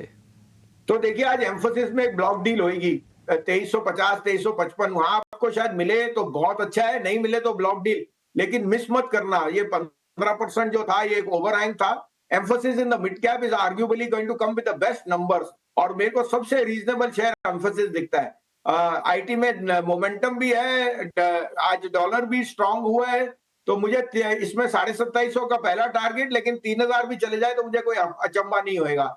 आईटी में emphasis must have in your portfolio. HDFC life पे मैं काफी दिनों से कह रहा हूं और लैंग्वेज कर रहा था, 540, 550, 560 का इसका 550 के 58 पे बंद हुआ है, 547 का स्टॉप लॉस रखिए, 600 का टारगेट। और लास्ट में मेरा फेवरेट शेयर एबीएसएल एएमसी, इसने नया हाई बनाया था 579, अभी 550 के पास है। ये 675 का शौक है और उसके बाद 750। ये आपके पोर्टफोलियो में होना ही होना चाहिए। This is going to be an outperformer. Third largest AMC है और एएमसी का बिजनेस इज अनरिवोकेबल, माने ये industry is going to do extremely well. तो स्टॉप लॉस 521 है, टारगेट 675 का। ठीक है, काफ़ी इंटरेस्टिंग शेयर है सर आपके, और मैं ABSL को भी नोट कर रहा हूँ यहाँ पे, 675 का आपने टारगेट दिया है। इससे पहले ABFRL भी आपका बहुत बढ़िया शेयर चला सर, 40% शेयर चल गया 3-4 दिन में। ये काबिल तारीफ है, ये आपके शेयर्स के सिलेक्शन बहुत शानदार रहता है। HDFC लाइफ, SBI लाइफ भी आपने दिया था इसके साथ में, मेरे को याद है आपने दोनों का कॉम्बो दिया था, और ये भी कहा था कि ये तो बजट वाले उस दिन, इलेक्शंस वाले दिन ही दे दिया था खैर आपने। और एक शेयर अभी आप बता रहे हो एम्फेसिस है, जिसमें आज ब्लॉक लगने वाली है। ये ब्लॉक हालांकि 5% के डिस्काउंट पे लगेगी, लेकिन फिर भी आप ये कह रहे हैं कि इसको मौका मत खोइएगा, इसके अंदर कुछ पोजीशंस ले भी सकते हैं आप। बसीन साहब बहुत शुक्रिया, थैंक यू वेरी मच। आज आपने टाइम निकाला, अपने शेयर्स भी बताए और अपडेट भी दिया, और इंडेक्स पे भी अपना व्यू पॉइंट रखा, इसके लिए बहुत शुक्रिया। आगे बढ़े, कुछ एक और शेयर्स मैंने निकाल रखे हैं टेक्निकल एनालिस्ट से पूछने के लिए। जरा जल्दी जल्दी मैं ब्रेकआउट वाले शेयर अंशुल जैन से पता करता हूँ। प्रोड्यूसर साहब स्टैंप लगाते जाइएगा, ठीक है। पहला शेयर है बजाज फाइनेंस। अंशुल जैन जी जरा चेक कीजिए, ये एक ब्रेकआउट की कर रहा है तैयारी बजाज फाइनेंस, और चलेगा क्या? देखिए डीपी जी, इसमें ऑलरेडी एक ब्रेकआउट आ गया है। इसने लगभग 10 हफ्ते के लोज के नीचे फेल लो दिया है। अब यहाँ से फ्रेश अप मूव मिलना स्टार्ट होगी। 7200 के ऊपर फ्रेश बाइंग करना चाहिए। 73-75 पहला टारगेट रहेगा, और उसके ऊपर सस्टेन करते हैं तो 7800 तक जा सकते हैं। मंथली पे बड़ा कप हैंडल बन रहा है, जिसकी नेक लाइन 7800 के आसपास है। यहाँ से फ्रेश बाइंग की जा सकती है। फ्रेश बाय है, बाय का लगाओ ठप्पा। 7800 तक वैसे जा सकता है, लेकिन अपने प्रॉफिट अपने कंफर्ट का भी रख सकते हो। 74 आए, 75 आए, 76 आए, जहाँ पे भी आपको ठीक लगे, और उसी हिसाब से थोड़ा रिस्क रिवॉर्ड चेक करके स्टॉप लॉस भी देना। ऑलरेडी पोजीशंस बाय की बनाई जा सकती है। दूसरा शेयर है सर सेरा सैनिटरी वेयर, सेरा के नाम से, CERA सेरा। अंशुल जी, ये भी आपको चेक करना है, ये चल सकता है क्या? बिल्कुल डिम्पी जी, सेरा सैनिटरी चल सकता है। यहाँ पे मंथली पे 3 इनसाइड बार है, वीकली पे इनिशियल ब्रेकआउट जो बनेगा 7250 के ऊपर बनेगा, तो 7250 के ऊपर ब्रेकआउट मिलता है तो लॉन्ग करना चाहिए। इमीडिएट टारगेट वीकली पे जो स्विंग हाई था 7825, ये पहला टारगेट रहेगा, और इसके ऊपर निकलता है तो फिर टारगेट रिवाइज करेंगे। दोनों जो शेयर पता किए वो 7000 के प्लस के हैं। आप चाहें तो एक भी ले सकते हैं, आप चाहे दोनों भी ले सकते हैं। अगर आपके पास दोनों हैं तो पोजीशंस को होल्ड भी कर सकते हैं, जैसे आपको ठीक लगे वैसे कीजिएगा। ठीक है, थोड़े 7-7 हज़ार के शेयर हैं, इसलिए मैं थोड़ा रिक्वेस्ट करूंगा कि वॉल्यूम वगैरह अपने देख के आप काम कीजिएगा। ठीक है, 2 शेयर मेरे को जरा गौरांग सर से पता करना है, फिर मैं राहुल जी के पास भी लौटूंगा। गौरांग सर, ये जो आंध्रा की 2 कंपनी है जिनका रिटर्न काफ़ी स्ट्रॉन्ग है, एक तो हेरिटेज फूड और दूसरा अवंती फूड्स, ये दोनों काफ़ी अच्छे चले, और इसमें कोई कैलकुलेशन तो है नहीं, सिंपल सा पॉलिटिकल सिनेरियो है जिसकी वजह से हेरिटेज फूड को 40-50% ऊपर होना पड़ा। आप सारी कैलकुलेशन जानते हैं, टीडीपी की पार्टी और उसके बाद हेरिटेज फूड ना चले, ऐसा हो नहीं सकता। सर, ये और चलेंगे क्या? अब प्रॉफिट बुक करके बाहर आ जाना चाहिए, कहीं तो कोई रुकेगा ना, कोई तो मर्यादा होगी रुकने की, कभी भी चलेगा। अगर आप अवंती फीड्स की बात करें, अगर मैंने नाम सही सुना, दोनों में से एक शायद अवंती फीड्स की आप बात कर रहे थे। अगर अवंती और हेरिटेज सर दोनों मेरे नाम लिए, हेरिटेज भी लिया, अवंती फीड्स भी लिया सर, दोनों नाम लिया। अवंती फीड्स के ऊपर खरीदारी की राय है डिम्पी। और देखिए, एक बात है डिम्पी, जो आपने क्या ये चलते ही चले जाएंगे? ऐसा नहीं होता है डिम्पी। जो भी स्टॉक या जो भी क्षेत्र अगर निरंतर आपको ऊपर की तरफ के दायरे दिख रहे हैं, तो शायद उसमें समय आता है कि लोग मुनाफा बांधने आएंगे। वो जो उत्साह और एक ओवर कॉन्फिडेंस जो होता है, वो नीचे आकर के बैठने शुरू कर देता है। वास्तविकता लोगों के चेहरे के सामने आकर के खड़ी रहती है, और शायद मुनाफा हो सकता है आजकल में भी आपको मुनाफा वसूली इसमें आते दिखे, क्योंकि अब मेरे ख्याल से आवंटन होगा कैबिनेट्स का वगैरह वगैरह। और फिर हम चर्चा करेंगे लौट करके पहली तिमाही के नतीजे की, बारिश के मौसम की, बजट की, ब्याज दरों की, और विकास दर की, और ऑफ कोर्स अंतरराष्ट्रीय स्तर से क्या था। तो अवंती फीड्स में बुनियादी तर्क के आधार पर खरीदारी की राय है। अगर आपको लगता है कि आपको पर्याप्त मुनाफा मिल रहा है तो आप उस विचारधारा से काम करें, लेकिन अगर आपका नजरिया लंबी अवधि का है तो हम अवंती फीड्स में बने रहने की राय देंगे। हालांकि हमारे जो लक्ष्य थे उसके ऊपर चला गया है ये पिछले 4-5 दिनों की तेजी जो हमने देखी। हेरिटेज फूड्स के ऊपर एक समय पर खरीदारी की राय थी, लेकिन वहां पर भी यही परिस्थिति है डिम्पी, तो आप अपनी बुद्धिमत्ता का प्रयोग करिए। लेकिन एक और कंपनी यहाँ पर जोड़ना चाहूंगा जो शायद आपने नाम नहीं लिया, वो है NCC limited, Nagarjuna construction company limited नाम हुआ करता था डिम्पी इसका, आज के तारीख में एनसीसी लिमिटेड नाम है। निर्माण कार्य से जुड़ी हुई ये कंपनी है, और यहाँ पर भी हमारी खरीदारी की राय है। अगर नजरिया लंबी अवधि का है तो आप निश्चिंत होकर के बने रह सकते हैं। ठीक है, डन सर। तो थोड़ा अपना विवेक का भी इस्तेमाल कीजिएगा। सर ने एक और कंपनी आंध्रा की जोड़ दिए हुए एनसीसी, आप इस पे भी नोटिस कीजिएगा। अवंती को ऑलरेडी बाय है।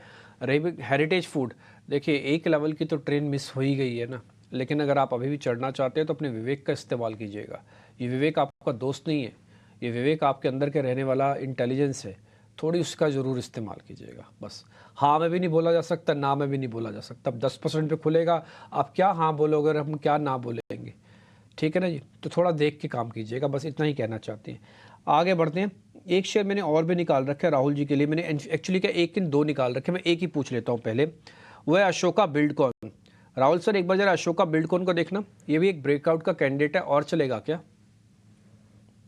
बिल्कुल ऑल चल सकता है, आपने बिल्कुल सही फरमाया कि ब्रेकआउट का कैंडिडेट है, और इवन बेटर है कि थोड़ा सा प्रॉफिट बुकिंग भी आता है तो 195 196 पे फ्रेश बाइंग आ सकता है स्टॉक में। तो जो लोग लॉन्ग होल्ड कर रहे हैं तो लॉन्ग होल्ड कर सकते हैं, जो लोग थोड़ा ऐड करना चाहते हैं 195 196 लेवल पे ऐड भी कर सकते हैं।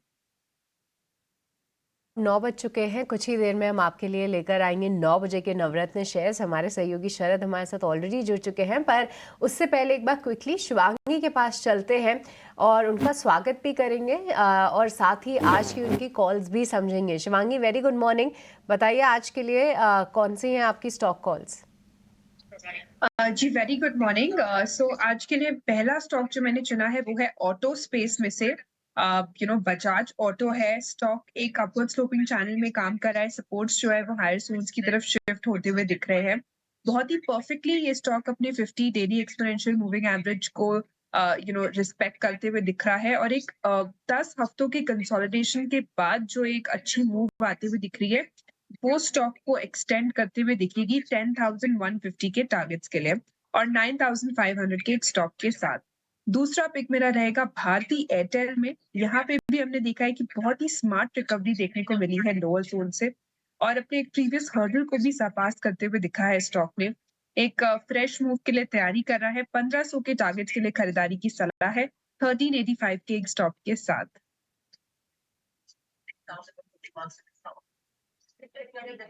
ठीक है। तो बजाज ऑटो ये देखिए काउंटर रुकने का नाम नहीं ले रहा है। 10,000 के भी काफ़ी नज़दीक आ चुका है। शिवांगी की यहाँ पे एक कॉल आती हुई, साथ ही भारती एयरटेल यहाँ पे आज ब्रोकरेज रिपोर्ट भी आई है जिसको लेकर नज़र ज़रूर रहेगी। हालांकि लाल निशान में शुरुआत की तैयारी कर रहा है, पर यहाँ पे शिवांगी का भरोसा कायम है। उन्होंने अपने लेवल्स भी बताए।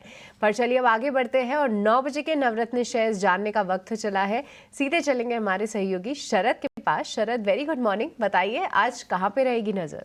Good morning Srishti. तो सबसे पहले हम बात करेंगे सुजलॉन एनर्जी पे। इंटरेस्टिंग डेवलपमेंट्स आई हैं। यहाँ पे independent director Marc decider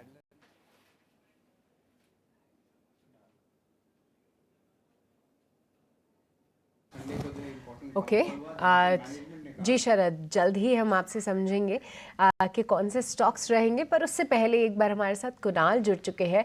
Kunal से समझते हैं कि कहाँ पे आ रही है उनकी calls. Kunal, very good morning. बताइए कहाँ पे आ रही है आपकी आज की स्टॉक कॉल्स?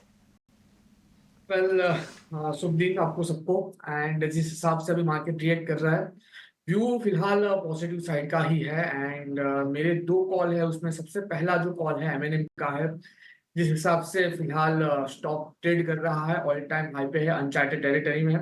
इतना ही नहीं, जिस हिसाब से उनकी जो रिसेंट की लॉन्च है 3XO को, जो अभी एक उन पर्टिकुलर मॉडल को जो अभी एक रिस्पांस मिल रहा है मार्केट से, लग रहा है कि M&M में भी अच्छा खासा उछाल आने वाले दिनों में हमें देखने को मिल सकता है। Technically this stocks looks very good to me. Buy करके चलने की सलाह रहेगी। लोअर लेवल का 2740 2740 का एसएल हम यहाँ पे मेंटेन करके चलेंगे। टारगेट की बात कर लेते हैं, 2930 का पहला टारगेट है, वो जैसे ही क्रॉस करता है 3060 का दूसरा अल्टीमेट टारगेट भी हमें यहाँ पे देखने को मिल सकता है। सो M&M पहली पसंदगी है। उतना ही नहीं, दूसरी पसंदगी रेनू का है। जिस हिसाब से कल के दिन में मोदी गवर्नमेंट ने शपथ ली है, तो मुझे लगा क्यों ना आज के दिन में थोड़ी सी मिठास ऐड कर दी जाए, तो रेनू का शुगर को यहाँ पे ऐड कर रहा हूं मैं। 43 के अराउंड का क्लोजिंग है, खरीदारी करके चलिए। 40.50 के अराउंड का हम यहाँ पे एसएल मेंटेन करके चलेंगे। पहला टारगेट है 45.10, 45 रुपया 10 पैसा, और जैसे ये क्रॉस होता है 48 के अल्टीमेट टारगेट भी हमें ये स्टॉक दिखा सकता है। तो रेनुका और M&M दोनों यहाँ से खरीदारी करके चलने की सलाह है। श्री रेणुका शुगर्स, यहाँ पे आप नज़र रखिए, स्टॉप लॉस के साथ यहाँ पे आप ट्रेड ले सकते हैं। साथ ही M&M ये काउंटर भी रुकने का नाम नहीं ले रहा है अपने ऑल टाइम हाई लेवल्स पे, और आज कई सारे ऑटो काउंटर्स भी हमारे एक्सपर्ट्स के रडार पे। अशोक लेलन भसीन जी रिकमेंड करके जाते हैं। फिर शिवांगी का भी कॉल आया था बजाज ऑटो पे, और साथ ही M&M यहाँ पे कुणाल की है नज़र। साथ ही साथ कुछ IT काउंटर्स भी अच्छी तेज़ी दिखा रहे हैं कुछ समय से, उन पर भी हमारी नज़र रहेगी। पर एक बार राहुल, अगर आप केन्स टेक्नोलॉजी पे अपनी राय दीजिए, क्योंकि मॉर्गन स्टैनली की जो रिपोर्ट आई है काफ़ी पॉजिटिव है, कमेंट्री तो पॉजिटिव है ही, साथ ही उन्होंने लक्ष्य बढ़ा के 3845 का कर दिया है। ओके, राहुल शायद अब हमारे साथ नहीं है, पर अंशुल एक बार क्विकली केन्स टेक्नोलॉजी पे अपने लेवल्स बता सकते हैं? जी बिल्कुल सृष्टि जी। देखिए, केन्स टेक्नोलॉजी ये अपना ऑल टाइम हाई बना के थोड़ा सा करेक्ट किया था, लेकिन स्ट्रक्चर में किसी तरह का ब्रेकडाउन नहीं है। वीकली चार्ट पे डबल बॉटम का ब्रेकआउट था 3220 पे, कंटिन्यूएशन ऑफ अप मूव है। फ्रेश ब्रेकआउट बनेगा 3575 के ऊपर। करंट मार्केट प्राइस पे प्रीएम्प्टिव बाय कर सकते हैं। 3575 निकलते से इसमें मोमेंटम बनना स्टार्ट होगा। 3900 इनिशियल टारगेट रहेगा। ठीक है, 3900 जो है वो इनिशियल टारगेट है। तो मॉर्गन स्टैनली के भी टारगेट से ऊपर है, पर काफ़ी अच्छा लग रहा है ये चार्ट्स पे, तो इस पे आप ज़रूर नज़र रखें।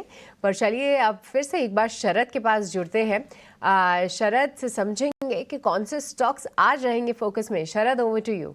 जी बिल्कुल, सबसे पहला स्टॉक रहेगा सुज़लॉन एनर्जी का। यहाँ पे बात करें तो इंटरेस्टिंगली उनके इंडिपेंडेंट डायरेक्टर मार्क सैडलर ने जो अपनी रेजिग्नेशन दी है, उन्होंने कहा कि कॉर्पोरेट गवर्नेंस इश्यूज आ रहे हैं। मैनेजमेंट ने फिर वीकेंड में कॉल किया, उन्होंने कहा कि कोई फाइनेंशियल इरेगुलरिटीज़ और लीगल कंप्लायंस इशू नहीं है।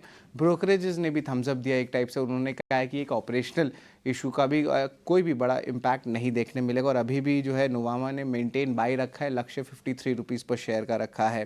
गोदावरी पावर इस्पात भी फोकस में रहेगा। 15 जून को जो है इंपॉर्टेंट बोर्ड मीट होगी शेयर बाईबैक की। वही बोरोसिल रिन्यूएबल्स में 450 करोड़ रुपए वो रेज करेंगे राइट्स इशू के जरिए।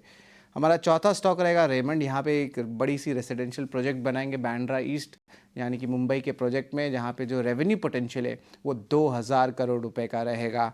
अगर बात करते हैं एक small cap company Ward Wizard innovation की, तो कंपनी के मार्केट कैप तो सिर्फ 1360 करोड़ रुपए की है, लेकिन जो बहुत बड़ी अनाउंसमेंट आई है वो यहाँ पे कंपनी ने MOU साइन किया। याद रखिए MOU, ये ऑर्डर नहीं है। MOU साइन किया 10,700 करोड़ रुपए का फिलीपींस गवर्नमेंट के साथ EV व्हीकल्स को लेके। तो इंटरेस्टिंग डेवलपमेंट आएगी इस कंपनी के ऊपर। IDBI बैंक को भी जो है टैक्स रिफंड आ गया और ये आंकड़ा बड़ा है, 2700 करोड़ का असेसमेंट ईयर 2016-17 का। तो एक टाइप से सेंटिमेंटली पॉजिटिव न्यूज़ फ्लो रहेगा। अगर हम सेंटिमेंटली नेगेटिव न्यूज़ फ्लो की बात करें तो PI इंडस्ट्रीज़ फोकस में रहेगा। टोक्यो की एक बड़ी एग्रोकेमिकल कंपनी कुमाया, उनकी जो है फोरकास्ट उन्होंने अपनी ऑपरेटिंग इनकम का घटा दिया है 2024 के लिए। अब ये इंपॉर्टेंट PI इंडस्ट्रीज़ के लिए इसलिए क्योंकि PI इंडस्ट्रीज़ के जो one of the largest customers है ये टोक्यो की कंपनी है, जहाँ पे वो पायरस एक्सलफोन के नाम के जो एक इम्पॉर्टेंट प्रोडक्ट है वो सप्लाई करते हैं। मेक एक्सपोर्ट डेटा तो अभी स्ट्रॉन्ग ही आ रहे हैं PI इंडस्ट्रीज़ की इस प्रोडक्ट को भी लेके, बट ओवरऑल जो है सेंटिमेंटली नेगेटिव एक्सपेक्टेशन से, पर फाइनेंशियली उतना ज़्यादा बड़ा इम्पैक्ट नहीं देखने मिलेगा, ये ब्रोकरेजेस का मानना है। और अगर हम ब्रोकरेजेस की बात करें तो हमारा जो सबसे 8वां सबसे बड़ा इंपॉर्टेंट सेगमेंट है वो है बिग बोल्ड ब्रोकरेज। वहाँ पे काइंस टेक्नोलॉजी फोकस में रहेगा। मॉर्गन स्टैनली की रिपोर्ट है, ओवरवेट रेटिंग रहेगा, लेकिन टारगेट प्राइस है वो बढ़ा दिया गया है 2440 रुपीज़ पर शेयर से बढ़ा के 3885 रुपीज़ पर शेयर कर दिया है। इंडस्ट्री EPS का भी एक्सपेक्टेशन है कि 10 से लेकर 14% अगले 2 साल में ऊपर जाएगा। सेक्टोरल टेलविंड्स आ रही है और जो मार्जिन्स है वो एक्सपेक्टेड है कि फर्दर 100 बेसिस पॉइंट्स बढ़ेगा वित्त साल 2025 में। ये तो हमने 8 स्टॉक्स के बारे में बात करी, लेकिन जो हमारा खास सेगमेंट है खबर का, उस पर भी फोकस करते हैं। और आज जो खबर है वो है तेजस नेटवर्क्स पे। अब कंपनी को एक बड़ी ऑर्डर आ सकती है भारत नेट प्रोजेक्ट में, और ये जो ऑर्डर रहेगी आपके राउटर या सैटेलाइट ट्रांसपॉन्डर के रह सकती हैं। हमारी चैनल चेक्स बता रहे हैं कि जुलाई के महीने से जो है भारत नेट के जो प्रोजेक्ट्स हैं 70,000 करोड़ के कुल प्रोजेक्ट जो है उनके जो है डिप्लॉयमेंट होने लगेंगे और अनाउंसमेंट आने लगेंगे। इसमें HFCL और प्राइवेट कंपनीज़ को भी बड़े बड़े ऑर्डर्स देखने मिल सकते हैं। और इंटरेस्टिंगली हम कहेंगे कि जो 4G और 5G की जो इंस्टॉलेशंस कंपनी कर रही है BSNL की, उसमें भी जो है बुलिश नज़रिया बाजार का है। तो तेजस नेटवर्क्स हमारा खबर का स्टॉक है।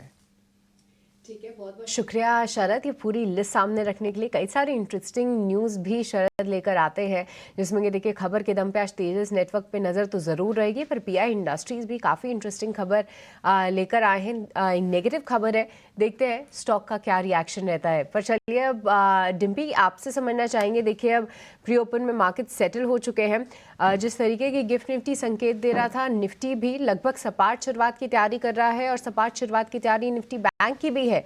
कौन से लेवल्स पे यहाँ पे ध्यान रखना चाहिए, और साथ ही ओपनिंग के लिए क्या होगी रणनीति? देखिए पहले तो मार्केट गैप अप कर रहा है, ये पॉइंट है। दूसरा, हमने आज गिफ्ट निफ्टी को पहले सुबह कमज़ोर देखा था, लेकिन हमारी सारी कैलकुलेशंस ये कहती थी कि बहुत ज़्यादा गिरावट नहीं आएगी, अगर आ भी गई तो वापस पुल बैक हो जाएगा। मार्केट ने तो गिरावट ही दिखाई, पुल बैक तो कैसे होगा। लेकिन मैं फिर भी आधा पौना घंटा इसलिए रुकना चाहता हूं क्योंकि अब आपके मार्केट में मेरे को थोड़ा कॉन्टीन्यूटी इफेक्ट चाहिए। एक दिन के मूव के बाद क्या पूरी तरह से मैं वैसे बुलिश हो जाऊं, मेरे को लगता नहीं। इसलिए ये बात तो आपको अंशुल जैन ने भी बताई है कि अगर छोटी मोटी करेक्शन आती है तब आप इसके अंदर प्लस करना, जबकि वो बहुत बुलिश हैं। उनका तो 24,000 तक का टारगेट है, वो ये बात बता रहे हैं, लेकिन वो भी कह रहे हैं कि 50-60 पॉइंट की गिरावट है, तो आप देखना ज़रूर। तो मेरे को लग रहा है कि इसके लिए थोड़ा वेट करना चाहिए, रुकना चाहिए। तो स्टार्टिंग में मैं तो रुकूंगा इस 29 पॉइंट पे मेरे को थोड़ा ट्रस्ट कम है। दूसरा मैं बैंक निफ्टी के अंदर भी रोकूंगा। बैंक निफ्टी तो आज बिल्कुल फ्लैट ही खुल रहा है, 4-5 पॉइंट है, तो मेरे लिए 50,000 50,200 का एक रेजिस्टेंस है वो है, और मेरे वेट होगी 49,500 तक की, तो मैं 300 पॉइंट बैंक निफ्टी के लिए भी रोकूंगा। तो देखते हैं अभी क्या होता है। खैर मार्केट ओपन होने वाला है, एक मिनट के बाद मार्केट ओपन हो जाएगा। स्पेसिफिक स्टॉक्स में रखिए ना ध्यान, क्या दिक्कत है उसमें, कोई प्रॉब्लम थोड़ी ना है। अगर इंडेक्स को नहीं भी ट्रेड करना तो छोड़ दो। दूसरा पॉइंट, पहले 50 शेयरों की जो सूची आप चेक करेंगे उसमें अदानी पोर्ट्स, अदानी एंटरप्राइजेस दोनों आज गैप के साथ खुल रहे हैं, लेकिन दोनों 1.5% गैप के साथ खुल रहे हैं। रेमंड भी आज गैप के साथ खुल रहा है। आपको हमने खबर बताई थी बांद्रा वाली की, उनके पास करीब 2000 करोड़ का प्रोजेक्ट आ रहा है, वो भी 1.5% गैप के साथ खुल रहा है। ONGC, कोल इंडिया, NTPC 3 सरकारी कंपनीज है जिनके पास बढ़त 1-1% के गैप के साथ मिल रहे हैं। ये भी तो तीनों सरकारी कंपनी ONGC, कोल इंडिया, NTPC, तो ये भी आज बढ़त के साथ खुल रहे हैं। जहाँ पे गिरावट है वो है इन्फोसिस, वो है मारुति, वो है ICICI बैंक, वो है JSW स्टील। कुछ बड़े नाम मेरे को गिरावट में भी दिख रहे हैं, तो इसलिए मैं थोड़ा वेट भी करूँगा। मेरे को ना टिल्ट होता हुआ नहीं दिख रहा एक तरफ मार्केट के, ऐसा नहीं कि इधर झुका तो इधर झुकता ही जाएगा, ऐसा कुछ नहीं है। थोड़ा चेक एंड बैलेंसेस हो रहे हैं आज। दूसरा पॉइंट, आज साल का खुलते जो शेयर टेस्ट हाई करेगा, साल का हाई लगाएगा, वो है टाटा स्टील और बजाज ऑटो। ये शेयर्स भी आज बढ़कर खुलने जा रहे हैं। 10 सेकंड बाद मार्केट में आप ट्रेड होता हुआ देखेंगे। एडवांस डिक्लाइन रेशियो आज ठीक रहनी चाहिए, मेरे हिसाब से 1000 के ऊपर नंबर आएगा आज एडवांस डिक्लाइन का। देखते हैं क्या होता है और कैसे ट्रेड होता है। 1563 नंबर काफ़ी एक्साइटिंग है। ये नंबर तब मिलता है जब करीब 100 पॉइंट ऊपर निफ्टी खोल रहा होता है, लेकिन अभी भी ये मिला। 25 से 30 पॉइंट की बढ़त के साथ निफ्टी ट्रेड कर रहा है। बजाज ऑटो आपके स्क्रीन पे दिख गया आपको।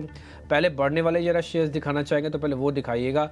बड़े शेयरों में से अडानी पोर्ट, अडानी एंटरप्राइजेस, दोनों शेयर आप पहले स्क्रीन पर दिखाना चाहें तो दिखा सकते हैं। दूसरा ONGC, कोल इंडिया, NTPC, ये शेयर्स भी दिखाना चाहें तो ये भी आप दिखा सकते हैं। शुरुआती बढ़त इनमें देखने को मिल रही है। अभी देखो अब 73 पॉइंट की बढ़त आ गई, 80 पॉइंट की बढ़त आ चुकी है। तो जिन्होंने खुलते सौदा प्लस किया 50 पॉइंट्स उनके गेन में है, लेकिन जिन्होंने खुलते सौदा प्लस नहीं किया उनके लिए 50 पॉइंट्स की एक अपॉर्चुनिटी लॉस्ट भी है। हम उसी अपॉर्चुनिटी लॉस्ट वालों में से हैं, क्योंकि हमने खुलते सौदा प्लस नहीं किया, हमारे को एक वेट करना था। लेकिन इस बीच मार्केट अपना ऑल टाइम हाई भी टेस्ट कर दिया। ये 338 को पार करने के बाद अब मार्केट ने ऑल टाइम हाई, निफ्टी नए रिकॉर्ड स्तरों पर आ गया। एक दिन पहले सेंसेक्स रिकॉर्ड स्तरों पर था, आज निफ्टी ने भी रिकॉर्ड बना दिया। अब बैंक निफ्टी आप देखेंगे सिर्फ वो रह गया, 77,000 का लेवल सेंसेक्स ने भी अचीव कर लिया। सरकार के गठन होने के बाद किसी तरह की कोई खास बड़ी दिक्कत मार्केट को नहीं नज़र आ रही है, ना ही पोर्टफोलियो को लेकर कोई लड़ाई दिखी, ना ही किसी तरह के कोई क्रैक या पैनिक दिख रहे हैं। एक स्मूथ शपथ ग्रहण समारोह हुआ और उसके बाद कामकाज आज से संभाल दिया जाएगा। आज आप बहुत सारी तस्वीरें ऐसी भी देखेंगे जहाँ पे मंत्रीगण अपने अपने ऑफिस में जाएंगे, अपनी अपनी सीट और अपने अपने ऑफिस को चार्ज लेंगे और उसके बाद मोमेंटम आएगा। 120 पॉइंट की तेज़ी है, ज़बरदस्त तेज़ी मैं बोलूँगा। आज शुरुआत में जो हमारा अपना कैलकुलेशन था कि थोड़ा वेट करना चाहिए, वो थोड़ा सा गड़बड़ा है, वेट नहीं हुआ। और जिन्होंने वेट नहीं किया उनको तो खैर बहुत ज़बरदस्त गेन आया, लेकिन जो वेट में रह गए उनके हाथ से एक अपॉर्चुनिटी लॉस्ट भी हुआ। लेकिन कोई बात नहीं, ये सब चलता रहेगा। 50,000 का लेवल मैं बैंक निफ्टी पर भी देख पा रहा हूँ और 50,000 का लेवल आज अब बैंक निफ्टी पर भी आपको दिख गया है। ये अपने ऑल टाइम हाई से थोड़ा दूर है अभी, लेकिन 50,000 का लेवल बैंक निफ्टी ने अचीव कर लिया। 1800 शेयर आज तेज़ है। मार्केट के अंदर पार्टिसिपेशन आज जोर का है और काफ़ी ज़ोरदार तरीके से बाजार आज ऊपर आया, काफ़ी ज़ोरदार तरीके से मैं बोलूँगा।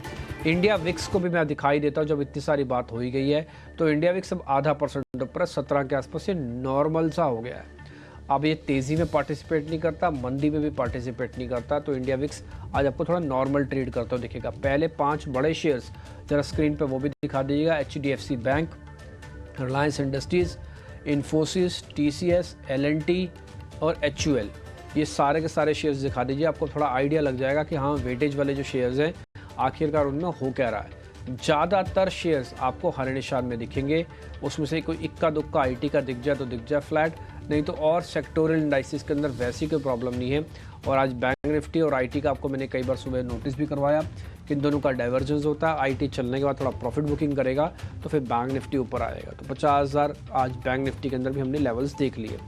ठीक, तो ये कुछ शेयर्स थे जो हम आपके सामने रखना चाहते हैं। आज अडानी ग्रुप के भी शेयर्स मैंने चेक किए हैं, सभी के सभी शेयर इस समय हरे निशान में हैं, कोई भी ऐसा शेयर नहीं है। सबसे ज़्यादा बढ़ने वाला शेयर है अदानी पावर और उसके बाद जो दूसरे नंबर का शेयर बनता है वो बनता है Adani energy solutions. Heat map आपकी स्क्रीन पर आ रहा है, उसको भी देख लीजिए। फिर आपसे हम ओपनिंग ट्रेड आपके सामने रखेंगे। हालांकि निफ्टी ने खोलते ही एक जोरदार झटका दिया। एम्फेसिस की ब्लॉक डील की खबर भी नीचे आप देख पा रहे होंगे। ये 15% इक्विटी का हाथ बदला हुआ है जो 5% डिस्काउंट पर होना था, और अभी आप जो डिस्काउंटिंग देख पा रहे हैं यानी कि जो लॉस देख पा रहे हैं मार्केट के अंदर वो करीब 2% का है। आज संजीव मसीह ने खरीदने की रिकमेंडेशन दी है इसको। Power grid, Adani port, Shriram finance, Bajaj auto, ये कुछ एक शेयर्स हैं जिन्होंने आज मोर्चा संभाल रखा है। आपको कोई इक्का दुक्का शेयर दिख जाए तो दिख जाए, अदरवाइज नहीं तो ज़्यादातर शेयर इस समय बढ़त के साथ काम कर रहे हैं। कहोगे तो मैं आपको एक नंबर भी बता देता हूँ। इस समय जो निफ्टी के बढ़ने वाले शेयर्स हैं उसका नंबर है 42, 40 हो गया अब, ठीक है। तो 40 शेयर बढ़कर कामकाज कर रहे हैं। और बैंक निफ्टी का नंबर भी बता देता हूँ, 12 के 12 शेयर बैंक निफ्टी के तेज़ हैं आज। कोई भी ऐसा शेयर नहीं जो लाल निशान में आपको दिखे। तो कुल मिला के मार्केट की ओपनिंग काफ़ी ज़ोरदार रही है, और ओपनिंग में खुलते उसने 100 पॉइंट को जो लेवल अचीव किया है, ये 70 पॉइंट एक झटके में दिए हैं। उसका बेनिफिट तो आपको मिल ही गया होगा। खैर आगे बढ़े, अब सृष्टि आपको बता रही कुछ छोटे मंझोले शेयर्स, और फटाफट से फिर ओपनिंग के सौदे लेने भी शुरू कर रहे हैं। जी हाँ, मार्केट्स में तेजी का ट्रेंड बरकरार है और ब्रॉड मार्केट से भी पूरी तरीके से सपोर्ट आ रहा है। अगर आप मिड कैप की बात करेंगे तो आधे % से ज़्यादा की वहाँ पे तेजी देखने को मिल रही है, और स्मॉल कैप इंडेक्स भी काफ़ी सपोर्टिव है। और ब्रेथ ऑफ द मार्केट अगर आप देखिए तो एनएससी में 1800 से ज़्यादा शेयर्स हैं जो कि फिलहाल हरे निशान में ही ट्रेड कर रहे हैं। अब कुछ और सिलेक्ट काउंटर्स की बात कर लेते हैं। वर्ल्ड विज़र्ड इनोवेशन, यहाँ पे 20% का आप अपर सर्किट देख रहे हैं, क्योंकि यहाँ पे अंतर्राष्ट्रीय बाजारों से कंपनी को एक अच्छा ऑर्डर मिला है। हमने खबर भी बताई थी आपको, तो ये लॉक्ड है 20% के अपर सर्किट पे। कुछ शुगर काउंटर्स में भी तेजी है। आंध्र शुगर यहाँ पे करीब 10% का उछाल देखने को मिल रहा है। मोतीलाल ओसवाल फाइनेंशियल्स यहाँ पे भी 13.5% की तेजी है। और ज्योति सीएनसी ये काउंटर भी हालांकि 1000 रुपए के ऊपर तो निकल चुका था, पर आज फिर से यहाँ पे जबरदस्त 10% से ज्यादा का उछाल है। एक और काउंटर जहाँ पे आप नजर रखिए वो है पेटीएम का काउंटर, क्योंकि जब फ्राइडे को हमने देखा था कि जिस तरीके से कुछ पॉजिटिव न्यूज कमेंट्री आई थी, सर्किट फिल्टर भी इसका रिवाइज हुआ था। ये काउंटर में तेजी थी 7-8% की, शायद 10% का एक सर्किट भी लग गया था, और आज फिर से जो है यहाँ पे 8% का उछाल देख रहे हैं। डीबी कॉप भी आज 7% ऊपर है।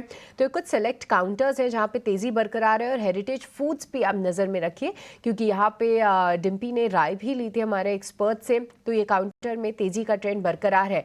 जल्दी से कुछ एक काउंटर्स जो है वो गिरने वाले लिस्ट में भी सामने रख देते हैं, जहाँ पे सुजलॉन एनर्जी, जिस तरीके से इंडिपेंडेंट डायरेक्टर का इस्तीफा आया, इन्वेस्टर मीट तो हुई पर वो शायद इन्वेस्टर्स को पसंद नहीं आई। यहाँ पे 3% का कट हम देख रहे हैं। पीटीसी इंडिया आज थोड़ी सी प्रॉफिट बुकिंग दिखा रहा है। साथ ही वारे टेक्नोलॉजीज और वारे ग्रुप में जो है थोड़ी सी प्रॉफिट बुकिंग हावी ज़रूर है। एम्फेसिस भी एक काउंटर है जो कि बड़ी ब्लॉक डील के बाद थोड़ा सा निचले स्तरों से रिकवर किया है लार्ज कैप स्पेस से, तो इस पे भी लगातार हमारी नज़र है। तो ये थी ये था कुछ एक्शन जो कि हम मिड कैप और स्मॉल कैप सेगमेंट से आते हुए देख रहे थे। पर चलिए अब आगे बढ़ेंगे और अब समझते हैं कि हमारे एक्सपर्ट्स की नज़र कहाँ पे है बाजार खुलते ही, और शुरू करेंगे ओपनिंग ट्रेड्स।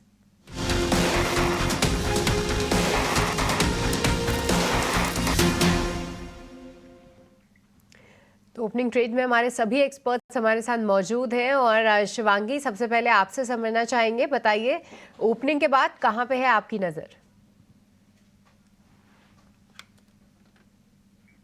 शिवांगी अनम्यूट करिए प्लीज अपने आप को।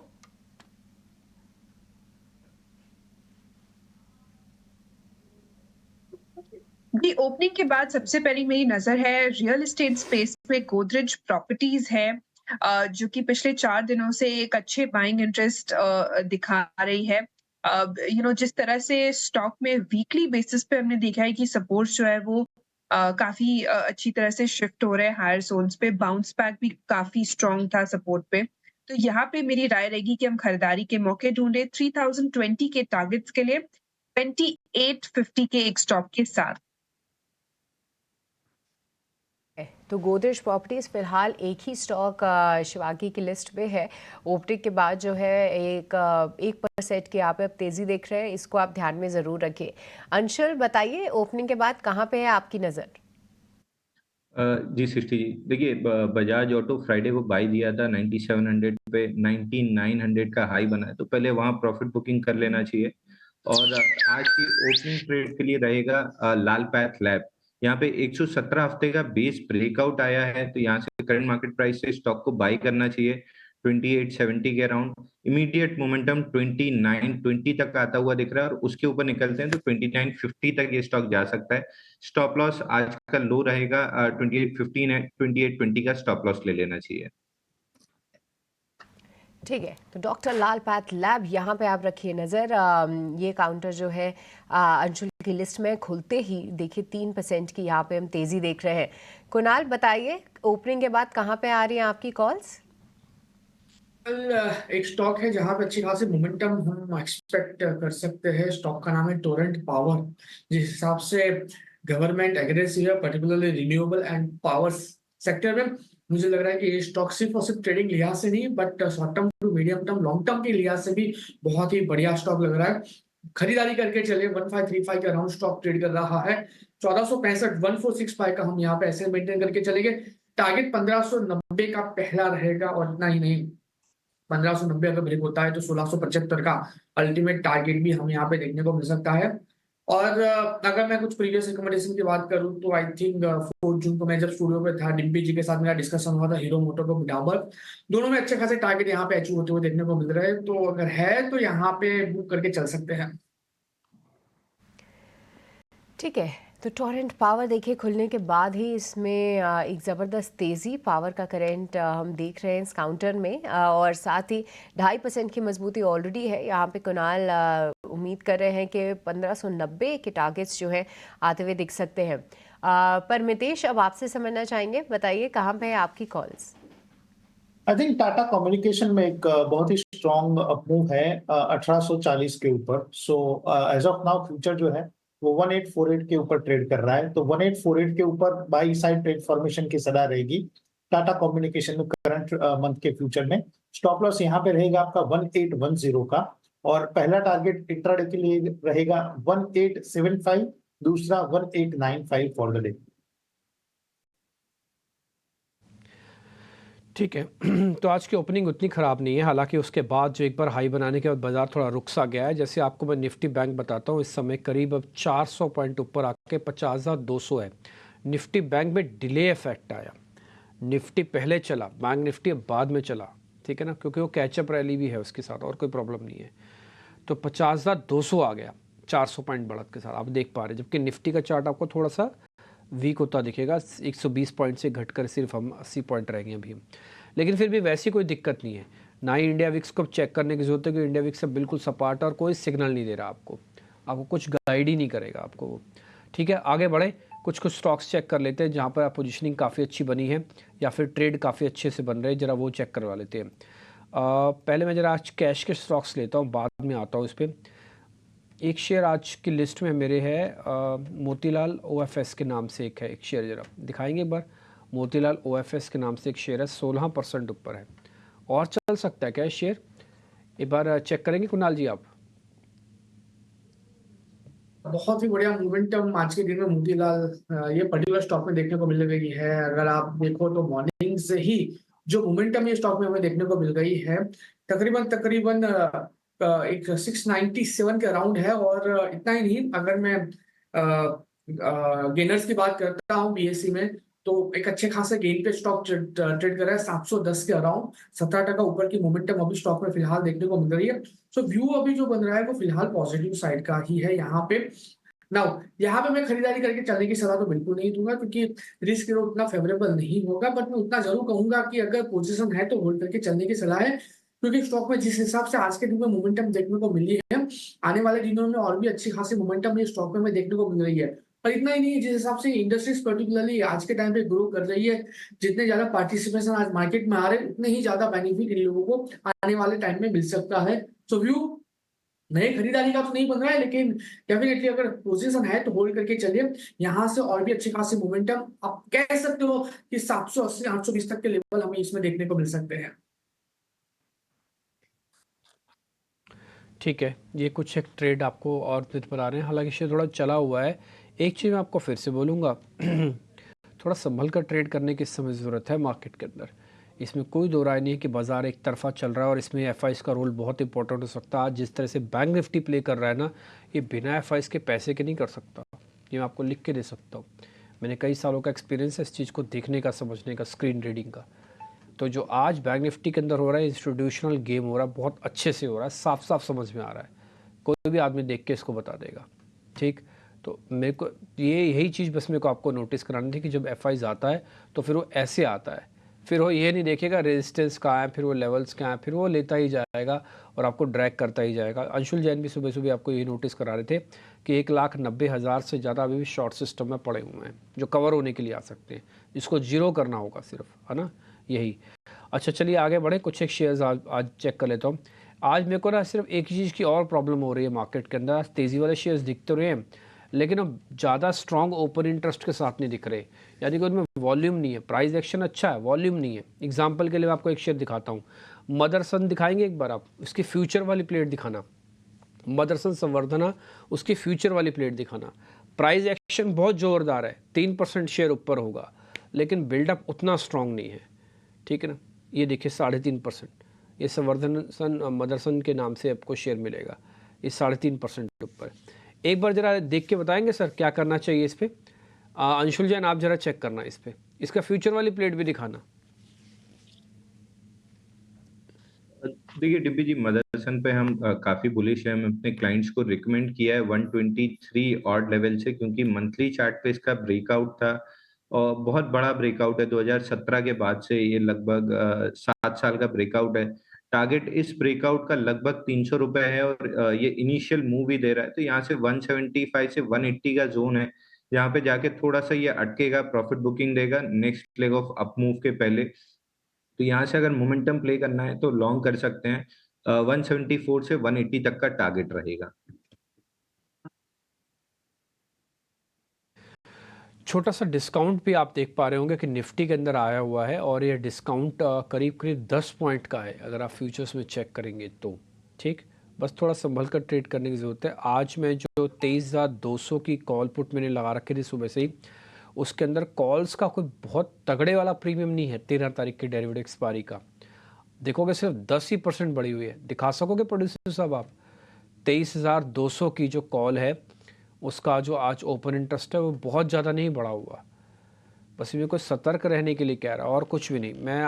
मैं नेगेटिव वेगेटिव नहीं हूँ मार्केट के अंदर, बट मैं थोड़ा सतर्क ज़रूर रहूँगा क्योंकि मेरे को जो दिख रहा है इस मार्केट के अंदर वो प्राइस एक्शन तो दिख रहा है बट बिना वॉल्यूम, बिना मेजर सपोर्ट के दिख रहा है वो।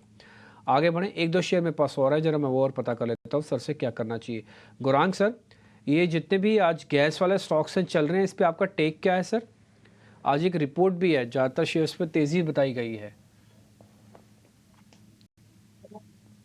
तो डिम्पी, जीएसटी के अंदर आने की बात गैस कंपनियों के और उसके साथ साथ अंतर्राष्ट्रीय स्तर पर नेचुरल गैस के दाम स्थिर होना, खपत को लेकर के सिर्फ कॉम्पैक्ट नेचुरल गैस नहीं लेकिन जो पीएनजी यानी कि पाइप नेचुरल गैस है जो घरों तक जाती हैं और अपने किचन में ऊर्जा उपलब्ध कराते हैं, उसकी नेटवर्क बढ़ने से और ग्लोबल माफ कीजिएगा लोकल स्तर पर जिस प्रकार से डिस्ट्रीब्यूशन ढांचा सुधारने का प्रयास हुआ है, आईजीएल, महानगर गैस लिमिटेड, गुजरात गैस और पेट्रोनेट एलएनजी इंक्लूडिंग एमजीएल, महानगर गैस लिमिटेड, ये चारों पर बुनियादी तर्क के आधार पर खरीदारी की जा रही है।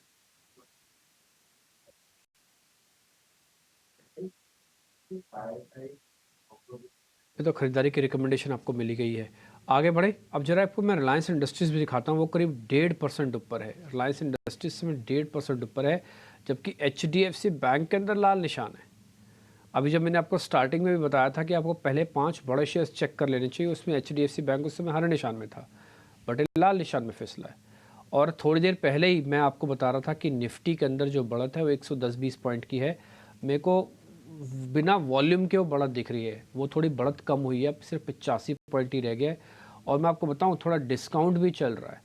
फ्यूचर तो सिर्फ 44 पॉइंट ही ऊपर है, फ्यूचर्स निफ्टी के सिर्फ 44 पॉइंट ऊपर हैं इस समय। बैंक निफ्टी के अंदर मजबूती काफ़ी अच्छी है, इस पार्ट ऑफ दिस की एचडीएफसी बैंक अभी लाल निशान में आ गया। मैं आपके सामने एक और फैक्ट भी रखता हूँ, एक और डाटा भी रखता हूँ। बैंक निफ्टी के मैंने स्टार्टिंग में आपको बताया था कि 12 के 12 शेयर इस समय हरे निशान में, इकलौता HDFC बैंक के भी लाल निशान में आया। दिखाइए एक बार जरा HDFC बैंक, और वो आते ही करीब 24 पॉइंट उसने लेने शुरू कर दिए। 2 शेयर पे मेरे को और डाउट है कि वो लाल निशान में आ सकते हैं। पहला शेयर हो सकता है एक बंधन बैंक, दूसरा AU बैंक, ये दोनों शेयर्स भी लाल निशान में आ सकते हैं थोड़ी ही देर में। तो थोड़ा ध्यान रखिएगा, बस वॉल्यूम अपने हिसाब से चेक करके रहिएगा, कैसी कोई दिक्कत नहीं है, बट फिर भी थोड़ा ध्यान के साथ ट्रेड करने की ज़रूरत है। आते हैं टाटा केमिकल्स पे, आज फिर से 25 रुपये ऊपर आ चुका है ये। शिवांगी एक बार जरा आप चेक करेंगे टाटा केमिकल्स। मैं शेयर के साथ ना, मेरे को एक ही प्रॉब्लम है टाटा केमिकल्स की, ना तो कंपनी की, ना ही बिजनेस की, ना ही नाम की, ब्रांडिंग की, कोई प्रॉब्लम नहीं है। एक ही प्रॉब्लम है, वो है प्राइस की। चलता नहीं है शेयर, चलता ही नहीं है। इसको 1100-1120 पे आके ना जाने क्या हो जाता है, चलता ही नहीं है शेयर। इस बार चलेगा कि इस बार भी वैसे ही करेगा, 1120-1130 आके थक जाएगा। जी, हम कि ये स्टॉक जो है 21 महीनों से एक ही कंसोलिडेटिव बैंड में कामकाज कर रहा है, एंड स्विंग्स जो है वो इस रेंज में ही रहते हैं। हम देख रहे हैं कि हायर साइड में 1100 है एंड लोअर साइड में जो है 1000 तक ये सपोर्ट लेते हुए नजर आता है। तो यहाँ पे दिक्कत यही है कि इसका जो स्टॉक का जो प्राइस रेंज है वो काफी रिस्ट्रिक्टिव हो चुका है। तो बिल्कुल इस स्पेस में जो अदर स्टॉक्स है वो काफी अच्छे नजर आ रहे हैं, पर ये थोड़ा लेस मोमेंटम वाला स्टॉक है। जिसको मोमेंटम चाहिए ना, उसको चेंज करना होगा। जिसको मोमेंटम नहीं चाहिए तो ठीक है, वो अगर सेफ्टी के हिसाब से ट्रेड करना चाहे तो कर सकता है। निफ्टी के जून फ्यूचर्स लाल निशान में आ गए हैं। ये करीब 100 पॉइंट ऊपर थे। जो हमारा एक पॉइंट हमको जो रीडिंग हो रही थी स्क्रीन से, वो साफ हो रही थी कि आप चल तो रहे हो, लेकिन अभी आपके पास वॉल्यूम नहीं है, आप बिना वॉल्यूम के चल रहे हो। आप ये देख पा रहे हो इस समय। तो निफ्टी के फ्यूचर्स में ही आप लेते हो, निफ्टी स्पॉट कभी नहीं खरीदते आप। तो निफ्टी के फ्यूचर्स जिन लोगों ने लिए हुए हैं, तो आज की बढ़त उनके पास अभी 0 है। ऊपर से डिस्काउंट प्रीमियम भी अभी 0 हुआ पड़ा है। हाँ, निफ्टी बैंक थोड़ा चला है, हालांकि वो भी अपने आप से 50% यानी कि 400 पॉइंट से 200 पॉइंट हो गया, लेकिन फिर भी देखते हैं अभी और क्या होता है। थोड़ा सावधानी के साथ ट्रेड करो बस, और कोई प्रॉब्लम नहीं है। यही बात बस मैं आपको नोटिस कराना चाहता था, और ये मैंने आपको नोटिस भी करवाई। 100 पॉइंट कम से कम निफ्टी के ऊपर नीचे हो रहे थे, मैंने आपको नोटिस करवा दिया। अभी सभी लोग HDFC की बात करेंगे। HDFC बैंक हम सबसे पहले आपको नोटिस करवा रहे हैं कि HDFC इतनी बड़ी वेटेज रखता है कि इकलौता ये लाल निशान में आके खड़ा हो जाए ना, सिर्फ ये लाल निशान में, और 1-1.5% टूट जाए तो आपकी बैंक निफ्टी और निफ्टी को चलने ही नहीं देगा वेटेज के हिसाब से। तो क्या करें, प्रॉब्लम है सो है। आगे बढ़ें जी, 1-2 शेयर जरा और चेक कर लेते हैं। मितेश पंचाल से पता करते हैं। मितेश जी, आपने कोई शेयर देखा है क्या? डिम्पी जी, कैश के सेगमेंट की बात कर रहे हो आप? कोई भी हो, कैश हो, फ्यूचर हो, कोई भी हो। हाँ, एक्सिस बैंक यहाँ पे बहुत अच्छा लग रहा है। आई थिंक 1200 का जो लेवल है वो डिफेंड कर रहा है स्टॉक। तो मुझे लग रहा है कि आज इंट्राडे में और 1 या 2 दिन की अवधि के लिए एक्सिस बैंक बहुत बढ़िया रहेगा। 1180 का स्टॉप लॉस आप लगाइए, 1180 का। इंट्राडे में आज 1230-1250 तक ये स्टॉक जा सकता है। तो एक्सिस बैंक जो है वो फिलहाल पसंद आ रहा है। एक बार अंशुल सिप्ला का भी चार्ट चेक दीजिए, क्योंकि देखिए ये काउंटर भी अपने ऑल टाइम हाई को टेस्ट करता हुआ दिख रहा है। हालांकि आप सभी फार्मा काउंटर्स को जो है देख रहे हैं, डॉक्टर रेड्डीज, डॉक्टर लाल पैथ लैब, ये आपकी लिस्ट में है। पर क्या सिप्ला इस ब्रेकआउट में भरोसा करना चाहिए? क्योंकि जिस तरीके से थोड़ा ऊपरी स्तरों से निफ्टी पे प्रेशर आ रहा है, इस ब्रेकआउट पे किस तरीके से हम अपना व्यू बनाएं? बिल्कुल सृष्टि जी, ब्रेकआउट बाई करना चाहिए। यहाँ पे 58 डेज का कप एंड हैंडल पैटर्न का ब्रेकआउट आया है, तो करंट मार्केट प्राइस से बाई कर सकते हैं। स्टॉप लॉस थोड़ा सा टाइट रहेगा 1480 के आसपास, और अपसाइड में 1590 तक ये स्टॉक एकदम इमीडिएट बेसिस पे जा सकता है। तो करंट मार्केट प्राइस से बाई करके चल सकते हैं। प्राइस से आप बाय करके चल सकते हैं सिप्ला, यहाँ पे आप रखिए नज़र। पर इस बीच देखिए निफ्टी 50 लाल निशान में तो है ही, यहाँ पे 24 अंकों की गिरावट है। हालांकि निफ्टी बैंक अपने आप को होल्ड करने की कोशिश ज़रूर कर रहा है, पर ब्रेथ ऑफ द मार्केट पे भी नज़र रखिए, क्योंकि जो NSE पे अब गिरने वाले शेयर्स थे, धीरे धीरे करके जो लाल निशान में काउंटर्स हैं उनकी संख्या जो है बढ़ती हुई दिख रही है। पर चलिए अब आगे बढ़ेंगे और एफएनओ शेयर के लिए चुनाव मानदंड में सेबी बदलाव कर सकती है। अब इसको लेकर मार्केट रेगुलेटर ने कंसल्टेशन पेपर जारी किया है। आइए इसकी पूरी डिटेल समझते हैं। शरद हमारे साथ जुड़ चुके हैं उन सभी डिटेल्स के साथ। शरद बताइए।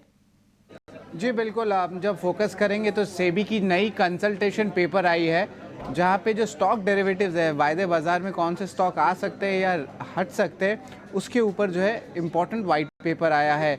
अब इसमें जो है रिव्यू करेंगे एलिजिबिलिटी क्राइटेरिया क्या रहेगी, और ये जो है आगे जाते हुए पब्लिक कमेंट्स भी जो है उनको चाहिए होगा सेबी को। कमेंट जो है अगर आप पब्लिक हैं तो आप सेबी को भेज सकते हैं जून 19 तक, और सेबी उसके बाद रिव्यू करके कम्युनिकेट करेगी वापस। और ये सारे जो स्टॉक्स रहेंगे डिस्क्रिप्शन पे रहेंगे सेबी की कि इसको एफएनओ में लाना है कि नहीं लाना है। ये जो एलिजिबिलिटी क्राइटेरिया अगर मैं सिंपल भाषा में बताऊं तो यहाँ पे कुछ लिमिट्स है वो बढ़ जाएंगे, जैसे कि एवरेज डेली ट्रेड के लिमिट होते हैं, या जिस मार्केट कैप पे जो है स्टॉक ट्रेड करता है, या डिलीवरी वैल्यू पे। तो एक्सटेंशन टेक्निकली देखा जाएगा जहाँ पे सीमाएँ बढ़ाई जाएंगी। अब ब्रोकिंग हाउसेज जैसे कि नोवामा और आईएफएल ने जो है इन्होंने 2 लिस्ट निकाले। एक पहला लिस्ट निकाला कि जो स्टॉक है जहाँ पे एफएनओ सेगमेंट से निकाले जा सकते हैं, वो स्टॉक्स के नाम जो है मैं थोड़े पिकअप किए हैं इस लिस्ट में। 10 स्टॉक्स मैंने Abbott India, Bata, Berger Paints, Deepak Nitrite, Granules India, Canfin Homes, JK Cement, Dr Lal PathLabs और यूनाइटेड ब्रूअरीज और सन टीवी जैसे स्टॉक्स जो हैं जो वायदे बाजार से निकल सकते हैं। लेकिन सबसे इम्पॉर्टेंट लिस्ट जो है वो है कि कौन से स्टॉक्स एफएनओ सेगमेंट में घुस सकते हैं। और आज हम स्टॉक्स में कुछ अच्छी तेज़ी भी देख रहे हैं उन नाम में, जैसे कि जोमेटो, येस बैंक जैसे स्टॉक्स, और इवन वरुण बेवरेजेस, बीएससी में भी फोकस रहेगा। इसके अलावा CG Power, Paytm, PB Fintech, Swan Energy और एंजल वन जैसे स्टॉक्स भी एफएनओ में आ सकते हैं। और Poonawalla Fincorp, Nykaa, Titagarh Rail, KEI Industries और जेएसडब्ल्यू इंफ्रा भी जो है इस लिस्ट में आ सकते हैं। तो हम देख रहे हैं ओवरऑल इन सारे स्टॉक्स में कुछ स्टॉक्स में जो आज वॉल्यूम्स में भी मूवमेंट आ रहा है, क्योंकि ये अनाउंसमेंट जो है ब्रोकरेज एक्सपेक्ट कर रहे हैं कि एफएनओ में इनकी इंक्लूजन आ सकती है। तो ये ओवरऑल सिर्फ एक वाइट पेपर है सेबी का, और ये डेवलपिंग स्टोरी है, तो इस पे जो है हम और भी चर्चा करेंगे। बहुत बहुत शुक्रिया शरद, ये पूरी लिस्ट सामने रखने के लिए। तो ढेर सारे काउंटर्स जो कि इस लिस्ट में शामिल हो सकते हैं आने वाले समय में इस कंसल्टेशन पेपर को लेकर, वो भी आपने हाईलाइट किए। और ख़ास तौर से एक बार पेटीएम के बारे में भी राय ले लेते हैं हमारे एक्सपर्ट से, क्योंकि हमने देखा था कि फ्राइडे को भी यहाँ पे एक अच्छा एक्शन था, आज फिर से मोमेंटम दिखा रहा है। अंशुल, एक बार पेटीएम पे लेवल्स बताएंगे कि क्या राय रखते हैं आप पेटीएम पे, और क्या इन स्तरों पे भी प्लस करना चाहिए इस काउंटर को? पे एक ब्रेकडाउन आया था, पिछला ऑल टाइम लो जो नवंबर 22 में बना था 438 का, उसका ब्रेकडाउन था। तो ये स्टॉक वहां तक पुल बैक दे सकता है, बट जिस आपकी नेगेटिव न्यूज इसके आसपास रहती है, एक भी खराब न्यूज आती है तो सीधा लोअर सर्किट में खुलता है। तो मैं इसको अवॉइड की लिस्ट में रखता हूँ। बट अगर किसी के पास है तो ये ब्रेकडाउन पॉइंट को रीटेस्ट करने जा रहा है 438 तक, तो वहां तक के लिए एक बार अगर लॉन्ग प्ले करना है तो कर सकते हैं, बट मैं अवॉइड लिस्ट में रखता हूँ स्टॉक को। लिस्ट में ही रख रहे हैं। इस बीच मार्केट्स वॉलेटाइल लगातार हो रहे हैं। फिर से एक बार जो है निफ्टी और बैंक निफ्टी जो है हरे निशान में लौटते हुए, और निफ्टी बैंक जो है अभी फिलहाल लीड ले रहा है, 170 अंकों की वहाँ पे तेज़ी है। हमने कुछ काउंटर्स जैसे कि एक्सिस बैंक, यहाँ पे तो राय जानी ही, पर एसबीआई भी अपने आप को 1% की तेज़ी के साथ होल्ड करने में कायम है। तो कुछ सरकारी बैंकों पे भी नज़र रखिए कि रीबाउंड आता है या नहीं। कुछ सीमेंट काउंटर्स पे एक बार नज़र ज़रूर डालिए। रैमको सीमेंट्स, यहाँ पे देखिए नतीजे कुछ ज़्यादा खास नहीं थे चौथी तिमाही के, पर जितनी भी साउथ बेस्ड कंपनीज़ हैं वो कहीं ना कहीं फोकस में ज़रूर आई हैं। और रैमको सीमेंट्स में हमने देखा फ्राइडे को भी एक अच्छा एक्शन था, आज फिर से मैं देख रही हूँ 3% की तेज़ी है। एक बार कुणाल, रैमको सीमेंट्स पे आप राय दे पाएंगे, क्योंकि ये काउंटर 800 के अपने स्तर छोड़ता नहीं था जहां तक मुझे याद है। अब देखिए 850 दिख रहा है, क्या 900 1000 तक की भी तैयारी इसकी शुरू की जाए? वेल डेफिनेटली आपने सही कहा, 900 1000 के लेवल ये स्टॉक में देखने को मिल सकते हैं। 857 के अराउंड स्टॉक ट्रेड कर रहा है। लास्ट ट्रेडिंग सेशन में 50 MA के ऊपर का क्लोजिंग भी स्टॉक ने दिया हुआ है। उतना ही नहीं, अगर मैं दूसरी मूविंग एवरेज की बात करता हूं तो आज कहीं ना कहीं स्टॉक 100 EMA के ऊपर भी सस्टेन हो रहा है एंड लास्ट ट्रेडिंग सेशन में 100 EMA के ऊपर भी स्टॉक ने क्लोजिंग दे दिया था, तो एक पॉजिटिविटी यहाँ पे देखने को मिल रही है। पॉजिटिव डाइवर्जेंस भी RSI इंडिकेटर के बेस पे यहाँ पे देखने को मिल रहा है। अगर मैं दूसरे फ्रंट की बात करूं तो वीकली चार्ट पे भी स्टॉक ने जो रिसेंट लो बनाया था वो रिसेंट लो वीकली चार्ट पे देखने जाए तो प्रीवियस बॉटम का लिया हुआ था। तो मल्टीपल जंक्चर यहाँ पे ऐसे है जिसके बेस पे ये स्टॉक में एक अच्छी खासी मोमेंटम का एक्सपेक्टेशन हम रख सकते हैं। खरीदारी करके चलने की सलाह रहेगी। 860 के अराउंड स्टॉक ट्रेड कर रहा है। 788 का एक काफी अच्छा सपोर्ट फिलहाल हमें यहाँ पे देखने को मिल रहा है। सेफर साइड 780 का ऐसा हम यहाँ पे मेंटेन करके चलेंगे।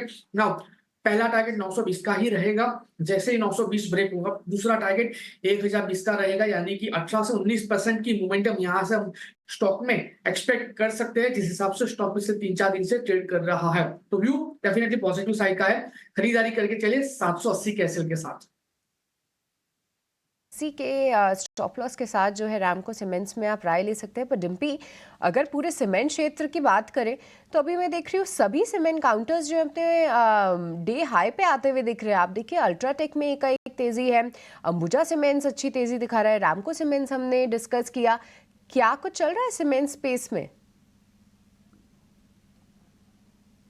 सीमेंट के अंदर खाने बात यह है कि स्टॉकिस्ट को बोला गया कि 10 रुपया पर बैग के दाम बढ़ा दिए गए हैं। ये खबर भी पुख्ता तौर पर मार्केट के अंदर नहीं आई है, लेकिन चैनल चेक के ज़रिए ये बात सच है कि 10 रुपये से 12 रुपये तक के दाम बढ़े हैं। ये अलग अलग जोन के हिसाब से सीमेंट पूरी तरह से डिवाइड है। आपको पता है इंडिया में जो वेस्ट वाली कंपनीज़ है, यानी कि जो गुजरात से जुड़ी हुई है, आप राजस्थान से जुड़ी हुई हैं, थोड़ी बहुत महाराष्ट्र से जुड़ी हुई हैं, वहाँ पे सीमेंट कंपनीज़ पे ज़्यादा इम्पैक्ट आ रहा है। तो वहाँ पे आप जो रैमको सीमेंट की बात बोल रहे थे वो टिपिकली वेस्ट और सदर्न इंडिया के अंदर थोड़ा ज़्यादा इसका काम है। तो सदर्न इंडिया में भी दाम बढ़ाने की खबर है, लेकिन ये सिर्फ बज ऑन द स्ट्रीट है। जो मेरे पास इंफॉर्मेशन आई परसों ही आ गई थी, इसलिए मैंने परसों रैमको सीमेंट के बारे में किसी एनालिस्ट से पूछा भी था और टिपिकली हमने ये बात भी रखी थी सामने कि ये शेयर अभी और भी चल सकता है। मेरे को एनालिस्ट का नाम याद नहीं आ रहा, जिससे मैंने बातचीत की थी और आज आपने देखा होगा 3% फिर से चला। ये इनका नेचर नहीं है ऐसा शेयर्स का चलने का, लेकिन कोई ना कोई न्यूज़ फ्लो के पीछे ही चलता है।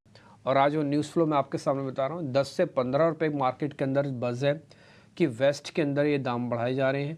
अभी सिर्फ चैनल चेक पे है, ये हो सकता है आगे चल के फॉर्मल अनाउंसमेंट के तौर पर भी आ जाए। 1 दिन लगे, 2 दिन लगे, 3 दिन लगे, ये मेरे को पता नहीं, लेकिन ये खबर मार्केट के अंदर चल रही है, इसलिए मैं आपको रोक के इस खबर के बारे में थोड़ी जानकारी दे रहा हूँ।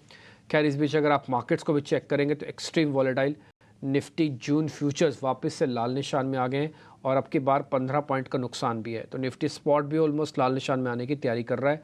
तेज़ गिरावट मार्केट के अंदर ऊपरी स्तरों से आपको देखने को मिल रही है। जब हमने नया रिकॉर्ड हाई बनाया उसके बाद की जो प्रॉफिट बुकिंग होती है टिपिकली वो मार्केट के अंदर आती है, तो वो आप वही नोटिस कर रहे हैं और वैसी कोई प्रॉब्लम नहीं है, बट हाँ ये नोटिस जरूर हो रही है। सृष्टि, ठीक है, तो प्रॉफिट बुकिंग जो है थोड़ी सी नोटिस ज़रूर की जा रही है मार्केट्स में। ऊपरी स्तरों पे जो लेवल्स है वो कहीं ना कहीं मार्केट होल्ड नहीं कर पा रहा है। चलिए, जिस तरीके का डिफरेंस है निफ्टी स्पॉट और फ्यूचर्स में, ये हम आपको लगातार हाईलाइट करवाते रहेंगे। पर पॉलिटिकल वर्ल्ड से ढेर सारे डेवलपमेंट हो रहे हैं, जहाँ पे शपथ ग्रहण के साथ ही मोदी सरकार एक्शन में आ गई है। आज ही मंत्रियों के पोर्टफोलियो की घोषणा हो सकती है और आज शाम ही नई सरकार की पहली कैबिनेट मीटिंग भी होगी। डिटेल्स के साथ सुमित चतुर्वेदी हमारे साथ जुड़ चुके हैं, आइए चलते हैं उनके पास। सुमित, गुड मॉर्निंग, बताइए क्या कुछ लेटेस्ट अपडेट्स है? बहुत ही महत्वपूर्ण बैठक है आज शाम को 5 बजे नरेंद्र मोदी 3.0 की पहली कैबिनेट बैठक। देखने वाली बात यह होगी कि कौन कौन आता है और कौन कौन से पोर्टफोलियो असाइन किए जाते हैं। ये देखने वाला बहुत ही महत्वपूर्ण होगा। आज पूरे दिन यही चर्चा चलती रहेगी कि क्या पोर्टफोलियो होने वाले हैं, पर पोर्टफोलियो के नाम भी आने वाले हैं आज, और वो सब बहुत ही महत्वपूर्ण होंगे देखने के लिए। कल प्रधानमंत्री मोदी के तहत जो कैबिनेट ने शपथ ली, 72 मिनिस्टर्स थे, कुछ कैबिनेट मिनिस्टर, कुछ minister of state independent charge और कुछ मिनिस्टर ऑफ स्टेट थे।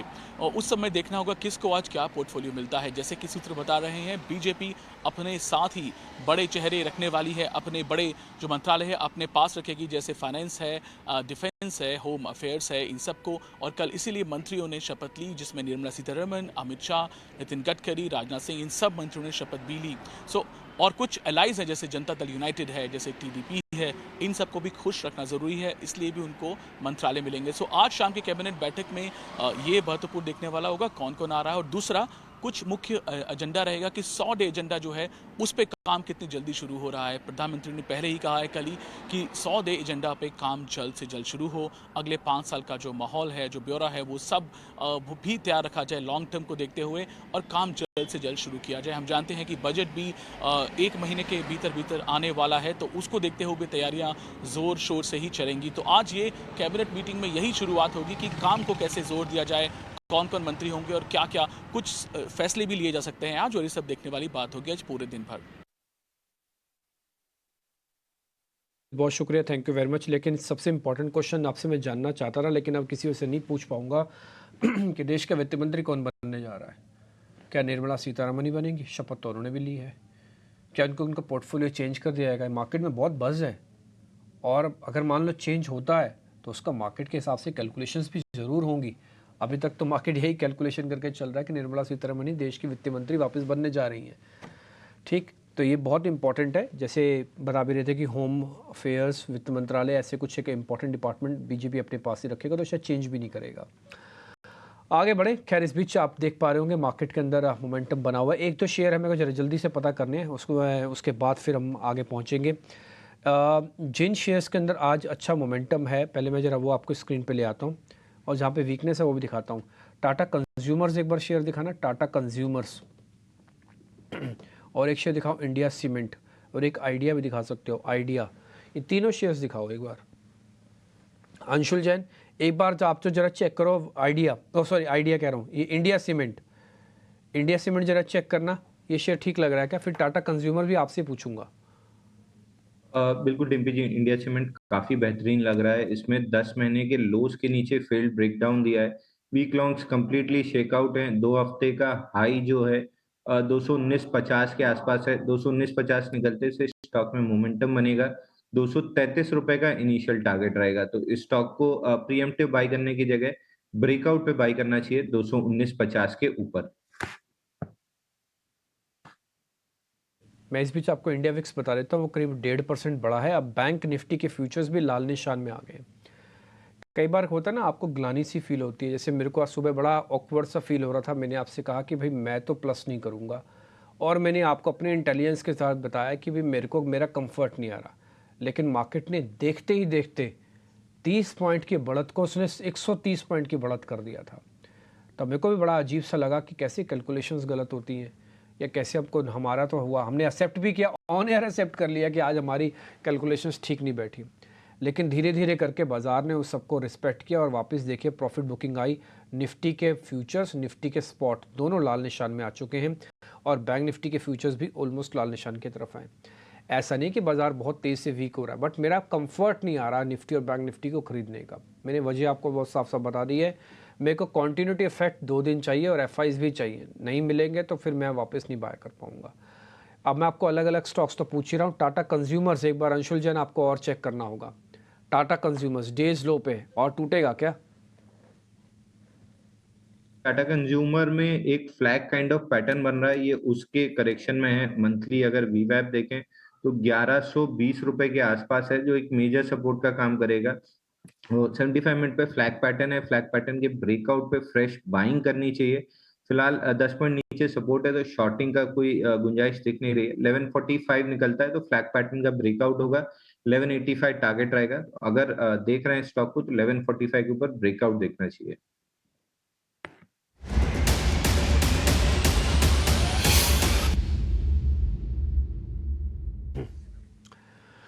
नीलेश जैन इस बीच हमारे साथ जुड़ चुके हैं ऑप्शंस के चैंपियन बताने के लिए। नीलेश भाई नमस्ते, बताइए कौन से ऑप्शंस का ट्रेड करवा रहे हैं आज आप? Very good morning to Dimpy ji. बिल्कुल, देखिए खरीदारी पर फोकस है, और कुछ चुनिंदा फार्मा स्पेस में काफी अच्छा एक्शन हमें देखने को मिल रहा है। सिप्ला एक स्टॉक है जहाँ पे काफी बेहतरीन ब्रेकआउट हमें कंसोलिडेशन से देखने को मिल रहा है। लॉन्ग बिल्डअप यहाँ पे हो रहा है, लगभग 3% का फ्रेश हुआ एडिशन हुआ है। और स्टॉक ने अपने पिछले 3 महीने के कंसोलिडेशन को ब्रेक किया है, तो यहाँ पे मोमेंटम हम एक्सपेक्ट करके चल रहे हैं कंटिन्यू होना चाहिए एटलीस्ट 1560 से 1600 तक की ओर फॉर द जून सीरीज। तो यहाँ पे 1520 का at the money slightly in the money call option जो है वो खरीदने की सलाह होगी 37-38 के आसपास। स्टॉप लॉस रखना होगा 28 रुपीज का, 46 पहला टारगेट एंड 60 रुपीज का दूसरा टारगेट होगा। अगर हम इसका लॉट साइज देखें तो 650 का लॉट साइज है, इसीलिए इन टर्म ऑफ रुपीज 6200 का रिस्क यहाँ पे निकल के आ रहा है और रिवॉर्ड 14,300 तक के बनते हुए नजर आ सकते हैं। जैसे कि मैंने कहा कि अंडरलाइन हमें यहाँ से 1560, 1580 और 1600 तक की हो जाता हुआ नजर आ रहा है, इसीलिए कॉल ऑप्शन के जरिए यहाँ पे खरीदारी करके चल सकते हैं। तो थोड़ा डिफेंसिव भी होना चाहिए। ये कॉल मेरे को डिफेंसिव इन नेचर काफ़ी अच्छी लगी और आपने उस डिफेंसिव में से एक एग्रेसिव शेयर को भी ढूंढा। सेक्टर डिफेंसिव है, शेयर एग्रेसिव है। तो 1520 की स्ट्राइक की कॉल है सिप्ला की, 35 से 37 रुपये में मिल जाएगी। 46 से 60 रुपये तक का टारगेट है, 28 रुपये का एक स्टॉप लॉस है, 14,300 का प्रॉफिट और 6,200 का लॉस है। ये स्टॉप लॉस कटने पर लॉस होगा, टारगेट अचीव करने पर प्रॉफिट होगा। प्रॉफिट अपने कंफर्ट का रख लेना, स्टॉप लॉस हमारा रख लेना, इसको चेंज मत करना। ये सिप्ला 1520 की स्ट्राइक है, ठीक है। ये आपके लिए हमने नोटिस करवा दिया। दोनों चीज़ें डिफेंसिव इन नेचर है, मैं इसलिए बता रहा हूँ क्योंकि नीचे हमारी टिकर टीम ने देखो चला दिया कि निफ्टी ऊपर इस तरह से कितना टूटा, करीब 130 पॉइंट। अब आपको बताऊँ मैं, बैंक निफ्टी भी लाल निशान में करीब 40 पॉइंट और इसका फ्यूचर आ चुका 100 पॉइंट नीचे। तो ये जो हमारा कंसर्न था कि भाई निफ्टी और बैंक निफ्टी को सुबह खुलते ही खरीद लें, वो मेरे को जच नहीं रहा था। और आप देखोगे खुलने के बाद एक शेक तो लगा बहुत ज़ोर का, लेकिन आफ्टर ऑल धीरे धीरे करके मार्केट नीचे आ रहा है, ठीक। बट अपने आप विवेक का इस्तेमाल कीजिए, सारी बात हमारी है और मेरी मानने की ज़रूरत नहीं है। और आपको बहुत सारे लोग अच्छे से गाइड भी करते हैं, तो आप उनसे ज़रूर पूछते रहा कीजिएगा, ठीक जी। आगे बढ़ें, एक छोटा सा शेयर मेरे पास और भी है, ज़रा मैं उसके बारे में और पता कर लेता हूँ और वो हमको बताएंगे कुणाल जी। एक बार ज़रा उनसे पता करते हैं। कुणाल जी, मैंने शीट निकाली अपनी, उसमें से एक शेयर मेरे को और भी दिख रहा है जहाँ पर आज थोड़ी लॉन्ग पोजिशंस हैं, वो है आइडिया। मैंने भी लिख रखा आइडिया, ये चल सकता है। 18 तक का मेरा टारगेट है सर, 18 आ जाएगा, बस ये बता दो आप, नहीं तो फिर मैं 16 सवा 16 पे माल बेच दूंगा अपना। वेल डिम्पी जी, मुझे आइडिया है कि आपने आइडिया के बारे में पहले भी बोला था, जब आइडिया तकरीबन 14 के अराउंड ट्रेड कर रहा था, और तब आपने मुझे यही 16 के लेवल के बारे में पूछा था कि आएगा कि नहीं आएगा, और हमने बोला था सर इजीली आ जाएगा, उसमें दो राय नहीं है। आज आप 16 के लेवल की बात कर रहे हो, उसके ऊपर 18 के लेवल की बात कर रहे हो। मैं कहूंगा कि सर ये 18 भी क्रॉस कर देगा, और 18 क्रॉस करने के बाद ये 23 तक का भी लेवल हमें दिखा सकता है। सो आपका जो लेवल है उसके ऊपर तो मैं स्टिक हुई हूँ, लेकिन अगर ये 18 का लेवल क्रॉस करता है तो 23-24 तक के लिए भी लेवल इजीली क्रॉस कर सकता है। तो मेरा जो व्यू है पॉजिटिव साइड का ये, अगर पोजीशन बनानी है तो बना भी सकते हैं, है तो होल्ड करके चलिए। 18 के बाद सीधा 23-24 का लेवल ये स्टॉक हमें दिखा सकता है। ठीक है, वैसे हमारा दूसरा टारगेट भी 23 का ही है, बट सर हम पहले 18 की वेट करेंगे। 18 पे एक बार मार्केट चेक कर लेंगे। इसलिए जिनके पास है वो होल्ड रखें, जिनके पास नहीं है अपना रिस्क रिवॉर्ड चेक करो। मान लो आपने 18 रुपये का टारगेट लगा के इसको लेना है, तो फिर आपको स्टॉप लॉस वैसे ही रखना पड़ेगा कि आपको 2 रुपये चाहिए तो 1 रुपये का स्टॉप लॉस रखो। अगर आपको ऐसा लगता है ये ऐसे हम नहीं रख पाएंगे, हम तो पिवट पॉइंट्स पे रखते हैं, तो थोड़ा सा आप लेट हुए हो, रुक जाओ। हो सकता है आपको मार्केट एक अपॉर्चुनिटी दे। मैं ऐसा नहीं कह रहा कि नहीं देगा ही, बट दे भी सकता है। छोटा सा ब्रेक हम ले लेते हैं जब जरूर है, पर आज थोड़े से बैकफुट पे आईटी काउंटर्स हैं जिनमें हमने पिछले पूरे हफ्ते एक अच्छा रनअप देखा था, और साथ ही कुछ मेटल काउंटर्स में भी प्रॉफिट बुकिंग है। अगर आपको फ्राइडे का सत्र याद होगा तो वहाँ पे कुछ खबरों के चलते कुछ कमोडिटीज़ जैसे कि सोने और चांदी में तो सेल ऑफ आया ही, पर साथ ही एल्यूमिनियम और कुछ और अन्य बेस कमोडिटीज़ या बेस मेटल प्राइजेज में भी करेक्शन आया था ग्लोबल मार्केट्स में। आज वेदांता अगर हम देखें तो यहाँ पे 3% से ज़्यादा के कट हैं। साथ ही एक बार अंशुल अगर हिंडाल्को आप देख पाएँ तो, क्योंकि हिंडाल्को में भी एक अच्छा रनअप आ चुका है, क्या अगर किसी ने निचले स्तरों पे लिया है तो क्या इन स्तरों पे कोई प्रॉफिट बुकिंग की आपकी सलाह होगी? क्या चार्ट्स पे थोड़े से ओवरबॉट दिख रहे हैं या फिर अभी तेजी का ट्रेंड बना रहेगा हिंडाल्को में?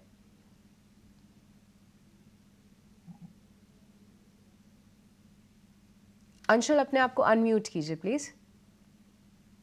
सॉरी, देखिए हिंडाल्को में बहुत कोई ओवरबॉट नहीं है। 25 महीने का बेस ब्रेकआउट आया था 643 पे, और अभी केवल 678 के आसपास है। इनिशियल टारगेट इसका लगभग 740 का आता है।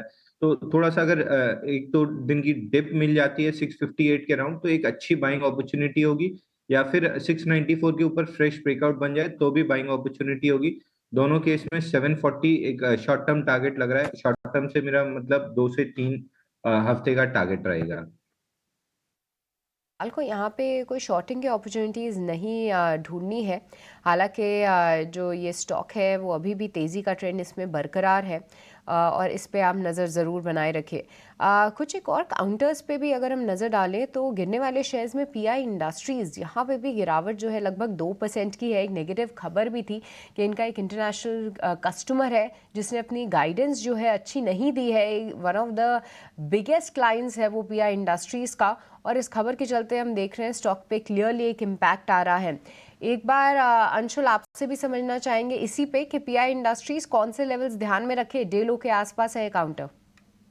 देखिए पीआई इंडस्ट्री मंथली चार्ट पे देखें तो बहुत शॉर्टनिंग ऑफ थ्रस्ट है, इसमें अपमूव काफी डेंट हुआ है। तो एक्सट्रीम शॉर्ट टर्म में ये वापस से अपने लोज 3480 तक टेस्ट कर सकता है, और अगर 3480 प्रोटेक्ट नहीं होते हैं तो फिर स्टॉक में थोड़ा सा डीपर करेक्शन रहेगा 3100 तक, जो मंथली पे स्विंग लो है।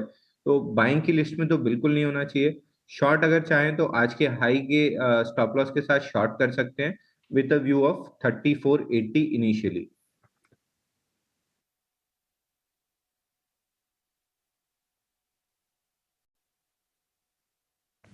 ठीक है, मार्केट के अंदर थोड़ा और क्लोजली वॉच कीजिएगा। इंडाइसिस को अगर छोड़ना चाहे ना तो छोड़ भी सकते हैं, कई बार ना इंडाइसिस कंफ्यूज भी करेंगे आपको तो थोड़ा आप स्टॉक स्पेसिफिक रखेंगे। HDFC बैंक के अंदर जो गिरावट आई वो गिरावट तो थी, इसमें कोई दो राय नहीं है, बट गिरावट एक्सटेंड नहीं हो रही है, इसलिए फॉल बहुत सीवियर नहीं हो रहा। फॉल हो रहा है वो बहुत लिमिटेड हो रहा है, एक बार फॉल होने के बाद बार बार रुक रहा है। इंडिया विक्स भी उतनी स्पीड से ऊपर नहीं बढ़ रहा, तो मार्केट के अंदर फेयर भी नहीं है अभी किसी भी चीज़ का। बस ये एक पॉइंट टू बी नोटेड है। हालांकि रिलायंस इंडस्ट्रीज जो 1.5% ऊपर था वो भी सिर्फ 1% रह गया।